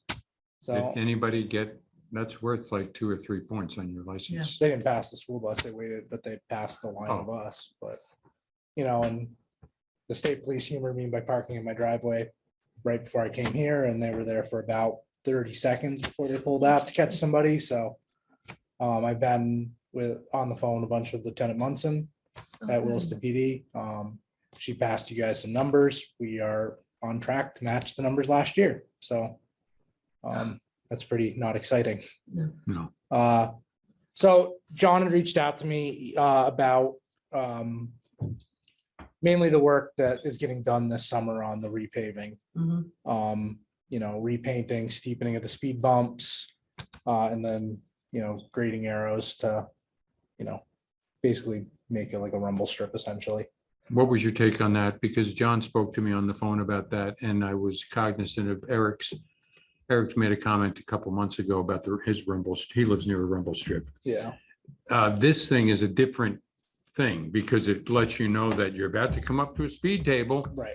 So it's not quite a rumble in that it's not running parallel to the road. It's running perpendicular to the road. But what's your take on being a neighbor and you're in your house and you're hearing? I mean, I hear everybody hit the speed bump at 50 miles an hour. You're hearing that, yeah. But I mean, I'd rather hear that than hear them picking up my mailbox the next morning, or you know what I mean? Or The middle. I mean, The side. my take, I was and you said, I would too. 2 feedback signs. My take is that the feedback signs aren't gonna matter. Nobody cares. There's a stop sign going on to Skunk Hollow Road that nobody follows. It's a rolling stop. I've seen the police roll stop through it, so nobody does it. Yeah, because it's not quite. Right, it's not really a left if you're going Yeah. towards town. It's not really a right if you're going towards 117, but Yeah, that whole, I keep wondering, I was looking at this since you came last time, just Yeah. about these speed limits, and the state really doesn't want you to put more signs up than you need to, and they've been Right. really clear about that. Every time, it's like. But I keep wondering about so. the more formal we make that road, the more we harden the road, like that intersection of Right. Plains and Skunk. Say we have guardrails or something and fog lines, and all of a sudden it feels like we're Right, living in boxed in. Williston or Milton or something. I don't know if that changes behavior or just makes it more formal, and we just spent $3,000 making the intersection more formal. Well, the National Highway, group says it does, right? They say that, putting signs up, putting feedback signs by themselves, people just, they get used to it, right? Having a subset of speed bumps, people eventually get used to it. Right. Yeah, unless especially it when rips your they're- muffler off, like the bigger one Right. hopefully will. Right. But But yeah, I mean, even though originally it was planned for, they said the best feedback is when each of those individual speed tables are done in sets of 3. But Right. the amount of signage and the amount of, Right. it was just like, it was just like overload in terms of signs, because as you said, everything has to be signed. So we said, okay, you know, you have to, we'll go with one because, well, we'll see what happens, but. Yeah. But, so did you get any information? You talked about that real-time box, you know? Yeah, so those you can buy, they range anywhere from 3,000 to 5,000, depending on how interactive you want them to be. Yeah, Right, because that's so- about the same, actually, that's cheaper than the feedback signs. Those run. I mean, it is a feedback sign, right? It is a, here's your speed, but Yeah. there's, 3,000, you can get one that has Bluetooth capability. Right. And closer to 5,000, you can be sitting on your laptop and watching data roll in real time. Yeah, Yeah. I've looked into that, the speed signs, and I've got to call into All Traffic Solutions, I think it's called. And that is, you can move these portable they signs should be around movable. town. And you can get the feedback from them automatically on your computer as to. But the one he's talking about does not display anything. No, it does. It Oh, does. okay. Yep. It Yeah, does? yeah, Okay, Yeah. good. It's a full feedback sign. You Yeah. get the full radar, it Okay, but flashes That's not what blue. you were talking about last time. Last time you said it. They do make cheaper ones that are just the monitor, but there's no feedback. But my argument is the digital feedback signs just by themselves are almost $1,000. So Yeah. if you're gonna spend $1,000 for something that people are gonna get used to and just give up on, why not spend 3 to 5? Get one that you can profile roads, move around with it, so people don't get used to it. Mhm. Use that profiling data to put the state police 10 hours, on the high target, times. That's weird. They were at your driveway because they were at mine too when I left. Yeah, It's like they went to the. I two mean, roads. she gave me all the data, right? And I have to pick through it, and it's pretty discouraging when you see the amount of phone calls and you realize that, hey, you were 75% of the phone calls. I'm like, oh, I'm just kidding. I'm getting sick of it, right? I've Oh, yeah. been passed on the left, when I'm trying to pull into my driveway. We've had a bunch of close calls, we don't even walk on the road anymore. It's just not worth it, right? It's gotten And I wild. walked on Nashville Road. I lived down there for years, and we walked on that and we were fine, because you can always jump off, but Skunk Hollow, Skunk Hollow, there's no shoulder at all. Right. Shoulder, Yeah. yeah. right. Well, and I think just things have gotten worse. There's no question about it, things have gotten worse. But I do think, though, that the sign, I Everywhere. realize you're fed up and you're jaded and all that sort of stuff, but I do think the feedback signs do change some people's behavior, Yeah. especially if Yeah. they're local Sure. people. right. Then the you're locals- like, okay, I guess I really better be, I'm in Jericho. I guess I better be doing 40 and 35 miles an hour. I mean, Yeah, I think it does work a little bit. I think it helps too. I mean, I could be wrong. I feel like it helps people that are not frequent travelers of it, right? Like, I think it's the frequent travelers of the road that are like, oh yeah, that thing's been up for 2 years. Right. See how high I can get it. But whereas if you're like not used to that road, then I feel like that helps. Now, But- your suggestion is what you were talking about last time is, maybe we can get a couple of these movable mhm. units. That's what these are. Yeah, it's a feedback sign. You move the pole around, or you put it on an existing road sign. Right. And we don't need any, the highway department could put that at the intersection of Brown's Trace and Nashville Road, They that can move it horrible anywhere curve, you wherever want. they wanted to put it. That's a good idea. Yeah, because that's good to know, because I think, it seems to me when we bought the other signs that were more permanent and solar, they were about 5K each, Mhm. and there was no feedback. Right, yeah. So. Actually, I think one of them did get feedback, which I think it might have been the River Road one, Mhm. because it was a newer one than What- the one in the center. What's it look like? It's portable, so you're not ramming a pole into the ground, you're looks- it's just strapping it to a it telephone looks pole? like Screw it onto right, a pole. road sign. I've actually got it upstairs. Right. It looks like a road sign. Yep, you just kind of put it on a pole and it's a square box. And this would fall under the highway department. This would be a piece of equipment They that the could do highway it, yeah. department would, Yeah, and we can read. we could tell them, read could you move it over the here or data there? from Here, yeah. Yeah, and given the. I think there's also grants available. Colchester's gotten some significant grants for the portable trailers, with all of that stuff.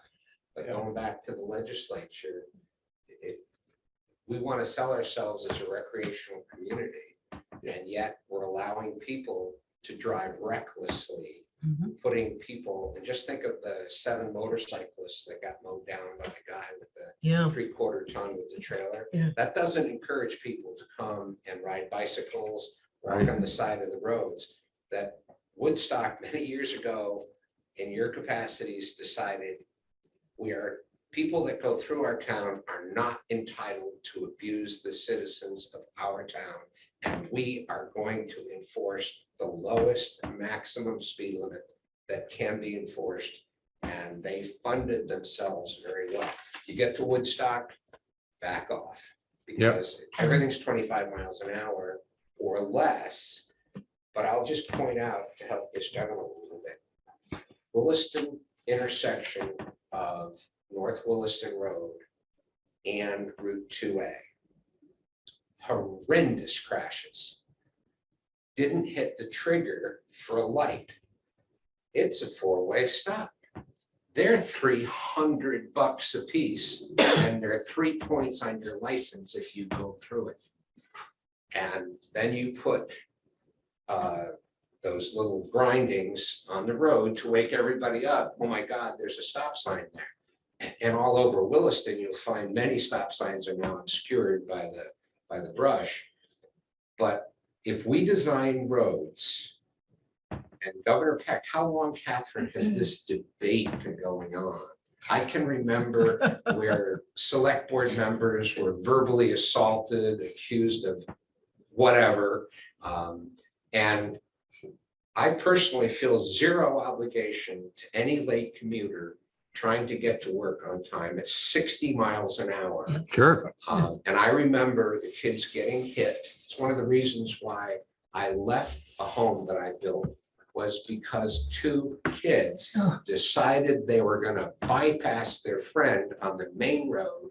So they went the side road, barreled around, and my neighbor's 3-year-old had wandered away from the mother and got clipped by the speeding kid. The grandfather had to be restrained to stop from going after the kids with a gun. But that was the rural road. The same thing happened, and that's why I advocated for those Jersey barriers on the entrance to the common and on the entrance to Barber Farm. If you remember, I paid for the initial ones because people were using the back of the common to beat the people who were following the speed limit along Brown's Trace Road. It's a disease. We don't need to accommodate that. You're right. So Chris, do you have dollar figures? You have you have order number? I mean, do you have a model number and that very specific information? I can email it, yeah. If you could email that to Paula, Yeah. and I would be interested in purchasing 2 of those. Well, or yeah, we say talk- 2 or 3. Yeah, 2 or 3. If they're under 5,000 each. You know, even if you don't I get mean, a you chance. see where I'm going with it, right? Is like, okay, we know that skunk call is really bad on Mondays Yeah. between 7 and 9. Right. Like, Exactly. hey, state police, just, you have, and that's what we didn't know we could park anywhere. Oh, yeah. Really? Let me give you a list of phone numbers and emails. Yeah, I like, have people. So who- that would plenty of be people really to park. helpful, I have and I'm people who glad did the that, same thing to me on Right. a national road. They said, please, the police can stop here anytime and use this driveway, The other thing you can do is connect the Wi-Fi from that device to a couple little cruisers that you buy. It triggers the blue lights in the cruisers, and you'll have a very positive effect. that's funny. My son and I have a big porch right on Lee River. You can practically shake hands with people driving That's by. right. And I had a bullhorn that I used at work all the time, and this guy was speeding up and down. So my son and I sat on the porch, and when people would drive by, would say, "Reduce your speed immediately." And these people would hit the brake. And then we would hide the bullhorn, It's just like, it slowed people down. though. I just think that psychologically, we could, if we're going for inclusionary stuff and diversity and all that good stuff, we should really be putting safety.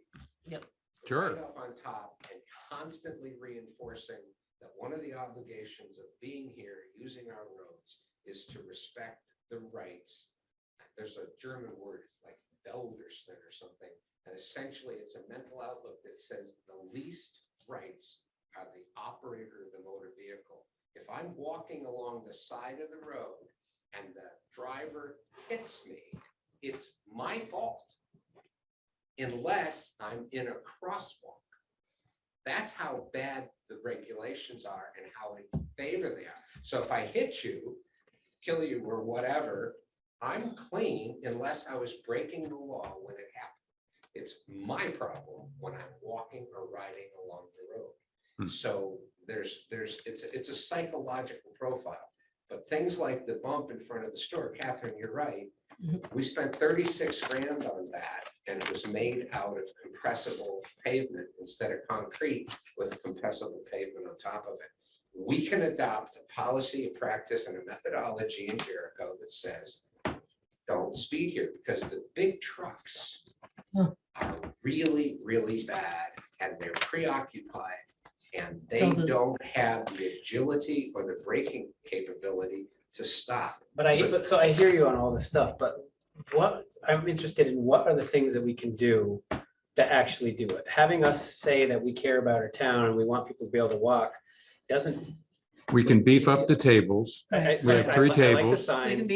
We put the signs up. We can formalize the intersection at Skunk Hollow and Plains with fog lines, not those god awful stop signs, which I think are absolutely useless, the blinky ones at the hospital. I wouldn't want to. I wouldn't want to live next to that for all the money in the world. That stupid blinking red at that house there. Oh, it's a Costco. They have one before the. But anyway, we could formalize that intersection with fog lines.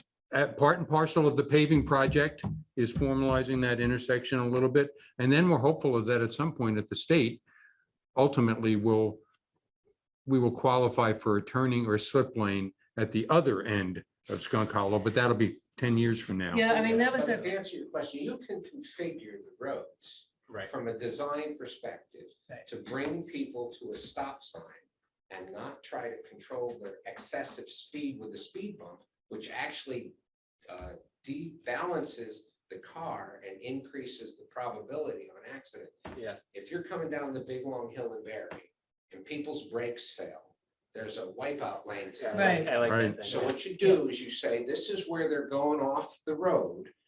Get the people to donate easements. The town designed the road, so if they're exceeding the speed, they end up in a whole bunch of 2.5-inch round stones stuck. It'll suck 35 miles an hour out of the thing in about 50 feet. And all of a sudden, you're going to see compliance. But you can put 3 stop signs tomorrow after you do a study in Jericho Center and slow down Brown's Trace Road, where you have very heavy pedestrian. If you remember, when I spoke up at the meeting about the kid who was killed down here after the 22-year service police officer grandmother of the deceased spoke, the state snapped like that and dropped the speed limit to 25 miles an hour. We have to deal on every private road we build with a design to mitigate this stuff. The regulations are pretty clear. All you need to do is, if you want to venture into this stuff, is to do a study. But if you design the roads with stop signs, with wipeout lanes, and you put the speed controls in, and then you police it. But at the legislature, we need to go to photo radar. We do, and they will, yeah, that's the big deal. That's 2 years, at least 2 to 3 years away. So I'm looking at what can we do right now. And then I think. Okay, can we wrap this I got issue up? 2 We more got other things. stuff on the list. Yeah. I'd like to hear the rest of Chris's I got comments. 2 more asks, right? Okay, So 2 more. Okay. the first one is dash cams on the town trucks, right? So, at the last meeting, that was, 4 times that the town truck had driven off. And as John was saying, it was a couple $1,000s in damage. Even the top end dash cam runs you $500. That's top of the line trucker grade, with, watching the driver too. We don't need anything like that, but just enough that, hey, if you guys are getting driven off the road, let residents go after for, property damage. The town, right? So not only do I have to pay for my mailbox 3 times, now I'm going to have. Now you've got to my pay for part of taxes that. Are going to be paying for fixing the plow. Yep. Right. So, Okay, and then your last suggestion? And my last was more of Williston PD has said they will start breaking the reports down by road. And if you guys could just turn the Oh, the state pressure up on police, them. yeah. Yeah, sorry, Williston, the Williston Barracks was who I was talking to, but yes. The state Oh, police. Williston State Police. Yes. Oh, okay. Yeah. So when I was talking, I was like, well, you give me these general numbers and these general numbers are great, but like if we're investing money in infrastructure to, monitor, like I want to see like, okay, we profiled Skunk Hollow. We said, these are the bad days. We put you there on the bad times, and the bad days. And Mhm. we want to say, okay, yep, we got, tickets from that. Like it's working. Yeah, Mhm. great. Thank you very Thank you. much for your Thank you. extra work. Yeah, So you're going to email that And I to, will email it Yes. to Paula. Thank you. Yeah, and clearly, thanks, Chris. because that's short term, you can use ARPA funding for public safety, but it also, there's also those grants that come along with the public safety. That, forget which, there's the big grant, the little grant, and the small, yeah. We just got one. Yeah, But that was for my street lights. I know, we have to get those streetlights, that's right. Yes, we just got one. Oh, good. Oh, Thanks, good. Chris. Thank you. Thank you. All right, it's Linda's Mom. turn. This is basically what we have to do is finish off work that had been done, that had signatures that had not happened a long time ago. But according to the thing anyways, the select board could accept it anytime. And this is a approval of easement resolution. And I see Linda's still there. Hi, Oh my everyone. gosh, you've been here the whole time, Linda? Not the whole time, but I just wanted to pop in case you had any questions. This should be pretty perfunctory. It just was something that I noticed going through some of the easement files, and there was an attachment that wasn't there. The select board just needed to accept the deed. And so John and I met with Claudine to kind of ask like, well, what do we need to do to kind of clean this up and just get it wrapped up so that we can have all the files complete and everything compatible with the DRB required for that development. And so she wrote that resolution and said, well, all that needs to happen is the select board needs to sign this, and then we record the documents and it's all taken care of. It seems pretty straightforward. It did seem pretty straightforward. I mean, and So- the nice thing, it said, in the actual thing that the select board could do it at any time. So, it's good that we're finally Yep. doing it. Yeah. Do you need a motion or just a signature? No, we need a motion to Uh, accept the, to accept the approval of the easement resolution. I'll make a motion to accept the approval of the easement resolution as presented by Lynn. Second, All those in favor say aye. Aye. aye. Oh, Linda, you waited 120 minutes for that. It was worth it. Thank It's you. an interesting evening so far. I mean, all kinds of different This ways. has been a good one. Thank you for staying so long. Not a problem. Thanks, Thank you. Linda. Thank you.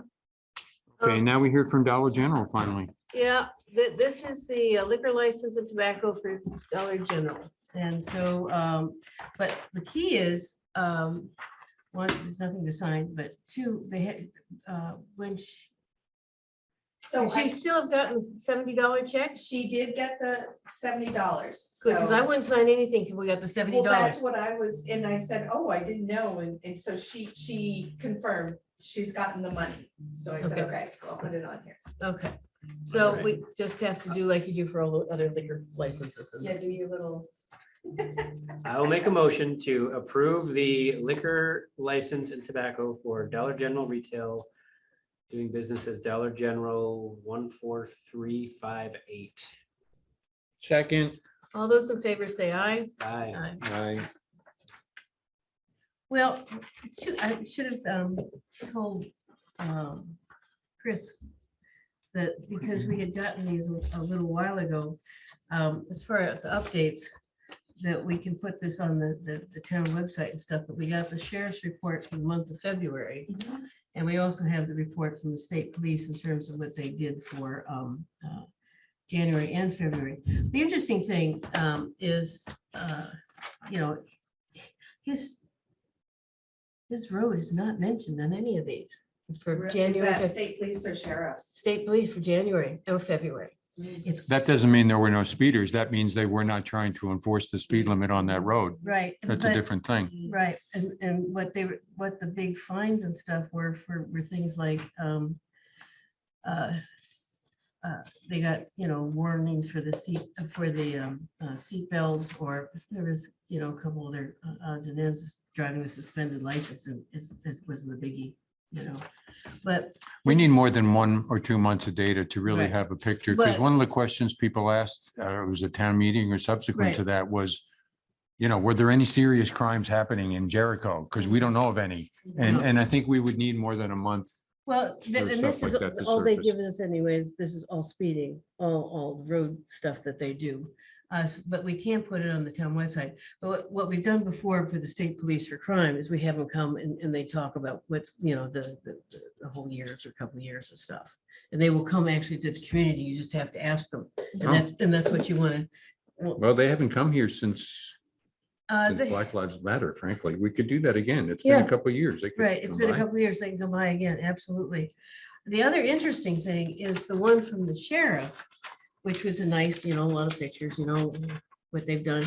But when you go through, and it was time by time by time, and it was interesting, it was a traffic stop or whether it was a directed patrol, which means we told them to be there or in that area.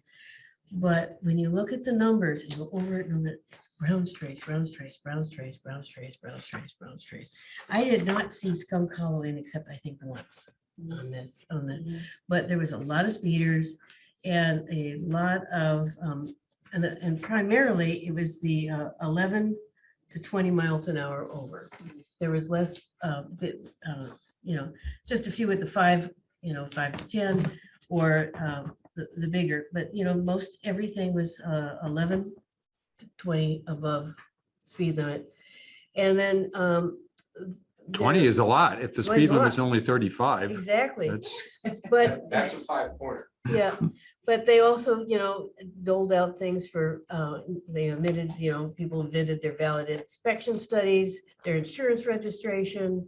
The state police had a lot, the driving with license suspended, the same person, like it seems like it was the same person in Brown's twice a couple times.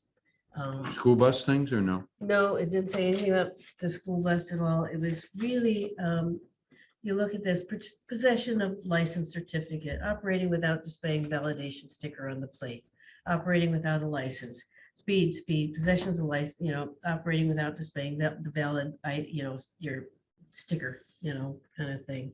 Or failure to carry your registration certificate, which is, there's no penalty to it. Or operating without insurance. That was a goodie, but there was only, I saw one at the stop sign where he did get a ticket at the bottom of the Ethan Allen Brown's Trace. He didn't stop there, but it was big numbers, lots of traffic stops about that 11 to 20 miles an hour. So that's a biggie, as you said. So we can put that information on the website and let people know it's there if they want to look at it. Okay, but back to Dollar General, I don't think we had a motion on that. Eric, did you read that? I made the motion. Oh, you did? Yeah. All right. Second it, and then we. Yeah. You mean I seconded it and I wasn't even paying attention? That's right. Either that or you have memory issues. Okay, thank you. Yeah. So that's your select board Oh, update? I've got more. Let me sign this and I'll tell you. All kinds of just, I was paying attention to this meeting because we had it, because I knew that there were things, said at town meeting about that. So I wanted to mention that we could have the fellow come back. But it was interesting. They focused on Brown's Trace because that's where they can get them, they can catch them quicker, I think. There's so many in Brown's Trace. The town hall art reception went real well. Oh, I saw your car here. I didn't come in. Yeah, and it was real nice. I mean, a lot of people came. It was very pleasant. It wasn't too bad of weather, which was nice. This art will stay up until April 24th. I have to let the artist know. But what's going to be interesting is Sarah at SJ reached out to me because April is Affordable Housing Month. And what she's talking about doing is engaging the community to create art that represents what represents home to them. And then so she asked me if we could figure out how to do something with our system here, because you obviously they couldn't afford to frame everything because it'd be absorbent. But I think that it's a little skinny rail as opposed to the one I saw in the Fairfield Library where they had done paper. But I think we probably could do something similar with sticking these things to, little stickums to the stick and then paper down, because it looked very nice. But she's talking about engaging the community to participate in the creating art, and families and stuff. And so what's going to happen is that we'll take this down on the 24th. She wants to be able to pull it off of their committees, both DEI and affordable housing, to have a reception at the end of April, because at least it's still in affordable housing month. And then for the month of May, all that art that was created by the community would be hung. And then we'll go back to our artists in June. So I thought that was really nice. The polar bear presentation was very popular. The library was packed and we ran out of chairs, in fact. So it was very interesting. But the nice thing is that people didn't get to see Karen talk about the polar bears and the climate change and the art that MMCTV videoed it. So, Oh, that's good. So they, it should be on their information. And another one that I'm going to send out to the conservation commissions in multiple towns is the community center, and the JCPA is actually sponsoring it because they used to have, the university, community universities. Oh, right. Richmond has that, right. So on April 19th, 2023, from 7 to 9 p.m. at this community center, there's going to be a presentation on rain gardens for stormwater runoff, and it's going to be presented by Jill Sarazin from the Lake Champlain Sea Grant Program. And she's also affiliated with the university.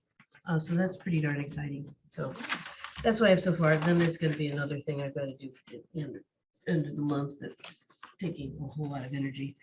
But it's if it works, it's another thing about how you can take carbon from the atmosphere and put it into the soils and reduce the impacts of climate. In some areas, that if you did it across the world, you could reduce the amount of carbon in 20 to 50 years. Wow. So I like that kind of stuff. Yeah. I think that's what we're going to do. Oh, yeah, fascinating. So the subtitle of it is Local Farmers Can Be Heroes. Because it really has to do with grazing animals more I than was trying to anything. figure out a way to do it in the silos, trying to figure out something to do with those things. Somehow make them a carbon storage. That's right. Well, Bill Gates charges to or pays to offset his carbon. Man, Yeah. I got these silos. We could load those things That's full right. of carbon. That's right, absolutely. Well, there are, but I don't think it's small enough to use in silos yet, but they do have those humongous pieces of equipment that they're trying to take carbon from the air and, put it through all this stuff and then come up with something else. Yeah. But that's only on Nova. Oh, did you watch that one on the Arctic last night? No, we stream was it. very we save it. sobering. So how was it? Just that, with methane bubbling up through the Arctic, Oh. it's just, anyway, my three brief updates is I did check the budget status report today. I was a little interested because if you remember, we were doing a lot of horse trading about Oh, yeah. compensation levels for people. Uh-huh. And Amy and Paula assured me that because of some gaps in staffing and whatever, we are actually okay as far as our expenditures of salaries to this point. We haven't spent good. a ton of money. I'll just call the kettle black, like in the highway department, Mhm. even though some of those compensation levels changed. But Because we were down some staff, Right, it's a exactly. bit of a wash. I've been So thinking about that a Amy little bit, was, too. Yeah. Yeah, because we went without a planner for. Yes. right, and it was that kind of We stuff. went without- That's a lot of that. Yeah. Yeah. floats So I was a around. little worried about that. So I was glad to hear Right. that Amy assured me that we were in pretty good shape about that, as well as benefits and those kind of things. I am continuing to work some on this ARPA a little bit when I can gather up my energy again about it, to just look at what further actions we might consider in utilizing some of those ARPA funds. And just to this point of Paula handing this to me before, I did talk very briefly to Adam, who's off today, but I did want to go over there and just check on the heating system that they're barely getting by on, as Right. well as any other building issues which we might entertain using ARPA funds for. Might have to, yeah. So that's sort of what I've been up to. Great. So my update is I reached out, I finally had an opportunity to talk with Champlain Housing Trust Oh, good. regarding next steps for the property at 2 Railroad Circle. Had a nice talk with them, a lot of what we already knew, but I just want to hear it from them instead of, fourth person type thing. One thing I didn't realize though, is they don't have much to do with the construction piece. So they deal with it once it's built, accept it into this program, do all the things we know about, keep it perpetually affordable, all that kind of stuff. They don't have much to do with building what you build, how you build it. And so she referred me to, I'm gonna butcher the first part, but it's Habitat for Humanity. I want to say Green Mountain. Yeah. I think it's Green Mountain Habitat for Humanity. Exactly. And so she put me in contact with somebody from there. I have an email from him that I have not responded to, but it sounds like that's the next step. Start to have some conversations with this person from Green Mountain Habitat for Humanity. Forget his name at this point, but and then start to talk about what are the next steps there. So the first thing is to get information from them. Yep. To start, he's already looked at the property. He knows it. Yep. I don't know if he thought about buying it through their organization when it came up for sale. So Oh, interesting. so he was well aware of what we're doing and is excited to talk. So That's good, because because they're building those 7 units in Underhill. Habitat Community. yes, they are. Yeah, he mentioned that. I Oh, think. where is that? Right behind the United Church. Oh, that's right. Yeah. Okay. And it runs, the I knew property that. runs all the way down behind the fire department. Yeah. So the church is gonna keep this stuff where they, park the stuff for Harvest Market. But then and that's the wettest area, and then the drier area would be, these homes. That's good, Eric. I don't think we've had a select board meeting since my last JCDC meeting. Probably not. Because March had 5 Thursdays. Right. So there was a lot of discussion, a lot of public comment from neighbors around the 2 Railroad Circle property. It's a pretty long meeting. So just commenting on that here. I have not, SJ was nice enough to take minutes for me because I was trying to do it because our Susan, who usually typically does the minutes, was absent from that meeting.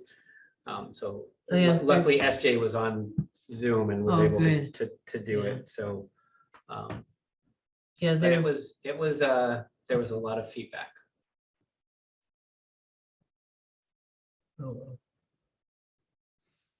Hopefully we can work through it. I mean, once the, if I they mean, get people had addressed. very legitimate things that they were concerned Right. about and What's interesting is Habitat for Humanity. I mean, they really work with the neighbors and everything, make them very aware of, okay, what are the concerns, and work through it and stuff, because that's what they did in Underhill. Yeah. Well, it's a matter of Don- scale and, Yeah. how does something fit into a neighborhood and, Right. and not completely change it, but enhance it. It's But, it's tough. because you can build these multiplex, one, 2 or 3 units that look like an old rambling farmhouse. Yeah.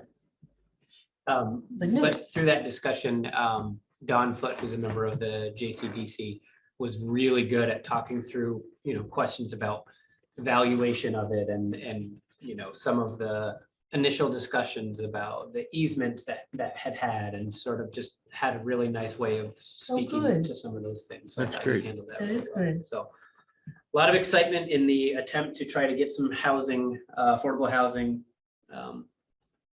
projects. So. Great. Do you have any? I do not have. Do you have any other business? No, I think. I don't think we should combine those 2 to 1. Yeah, we It doesn't should. make sense that they're 2. It really doesn't. No, Yeah, it doesn't. right. No, it's just all whatever we're doing. Yeah. The, Could say select board updates and other business. put them Yeah. all together. that's lovely, lovely. Short- We that was just shortened need by to, 1. Yep.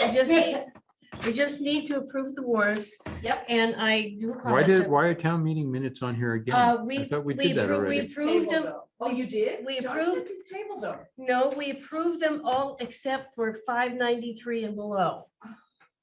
Oh, that's right. We approved it all with the changes as noted. you know, because there were a lot of changes, but it was changes as noted, and we just needed to know about the motion to adjourn. And this is what is kind of embarrassing. It doesn't appear that we adjourned. No, we did. There was a motion and there was Oh, a there was? second, and people voted and moved on. Oh, okay. Jessica called me. She said she'd watched it. I should watch that bottom myself. And she said, check with Bill.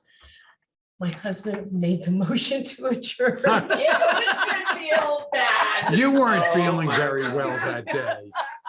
That's right. Bill was like right there. Exactly. That's funny. That is But funny. because I was so taken aback by that, I forgot to write down who seconded it. But Jessica knows, and you can just fill it in and life is good. Catherine, that was your husband. Oh, I Okay, so didn't. I made the motion, but who seconded? You said Jessica? No? Jessica should know, because she Okay. listened. But what happened, she said, was he sitting up, because she said, I only could see was the back, but she said, you know, the back is pretty noticeable because there's no mirror there. And she said, you know, was he sitting in the front?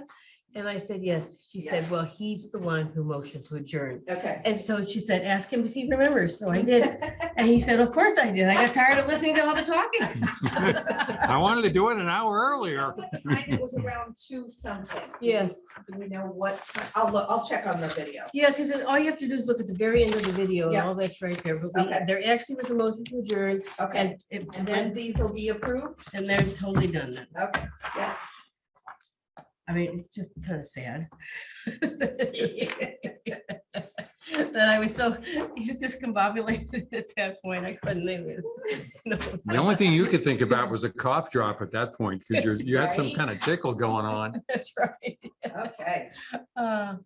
Yeah, I had people come up to me afterwards and said, oh my God, I hope it wasn't pneumonia because I remember coughing like that before. I said, no, you know, and then that's when I went to the doctor right after, the next 2 days later, because that's all I could get in. And just, oh no, it's just a random virus, man, probably 4 or 6 weeks, whatever. Here's some, I said, well, then give me codeine. I went codeine. And they did. So on the minutes of the 16th, I just found one, and it's a very small one, line 287. Yep. And it's 297, I'm sorry. Oh, 290. Yep. And it says, currently it says, Wayne asked the woman who interested in the animal control office. I mean, it's kind of a bad sentence. Yeah. And so the sentence is, Wayne asked if the woman who was interested in the animal control office visit dropped out. Thank you. Was interested. I really, Yep, okay, perfect. Yeah, That's it? that's all I had. Woo-hoo. So All we just right. need a motion there. Motion to accept the minutes of March 16th, 2023. Second. All those in favor with the corrections as noted, say aye. Aye. Aye. All right. And now we need an executive session. Motion to go into executive session because premature disclosure of the information would be detrimental to the parties involved for the discussion of, is it I legal? think it's Legal. legal Okay, and real estate, isn't it? Yeah. legal and real estate. Wow. No Getting personnel? good. You haven't been here in a while. Good. No personnel. just Okay. Legal so and real we're all estate. set with the recordings. I'm gonna end the video. We need a second. Second. All those in favor say aye, Aye. and then we need to note the time. And then, Is Paula invited to this or no? oh yeah, Paula is invited just like John. What is it, 8:40? Yeah. Oh, 54. 54. yeah. All right. Good night, everyone. Good Good night, night. all. night. Good night, all.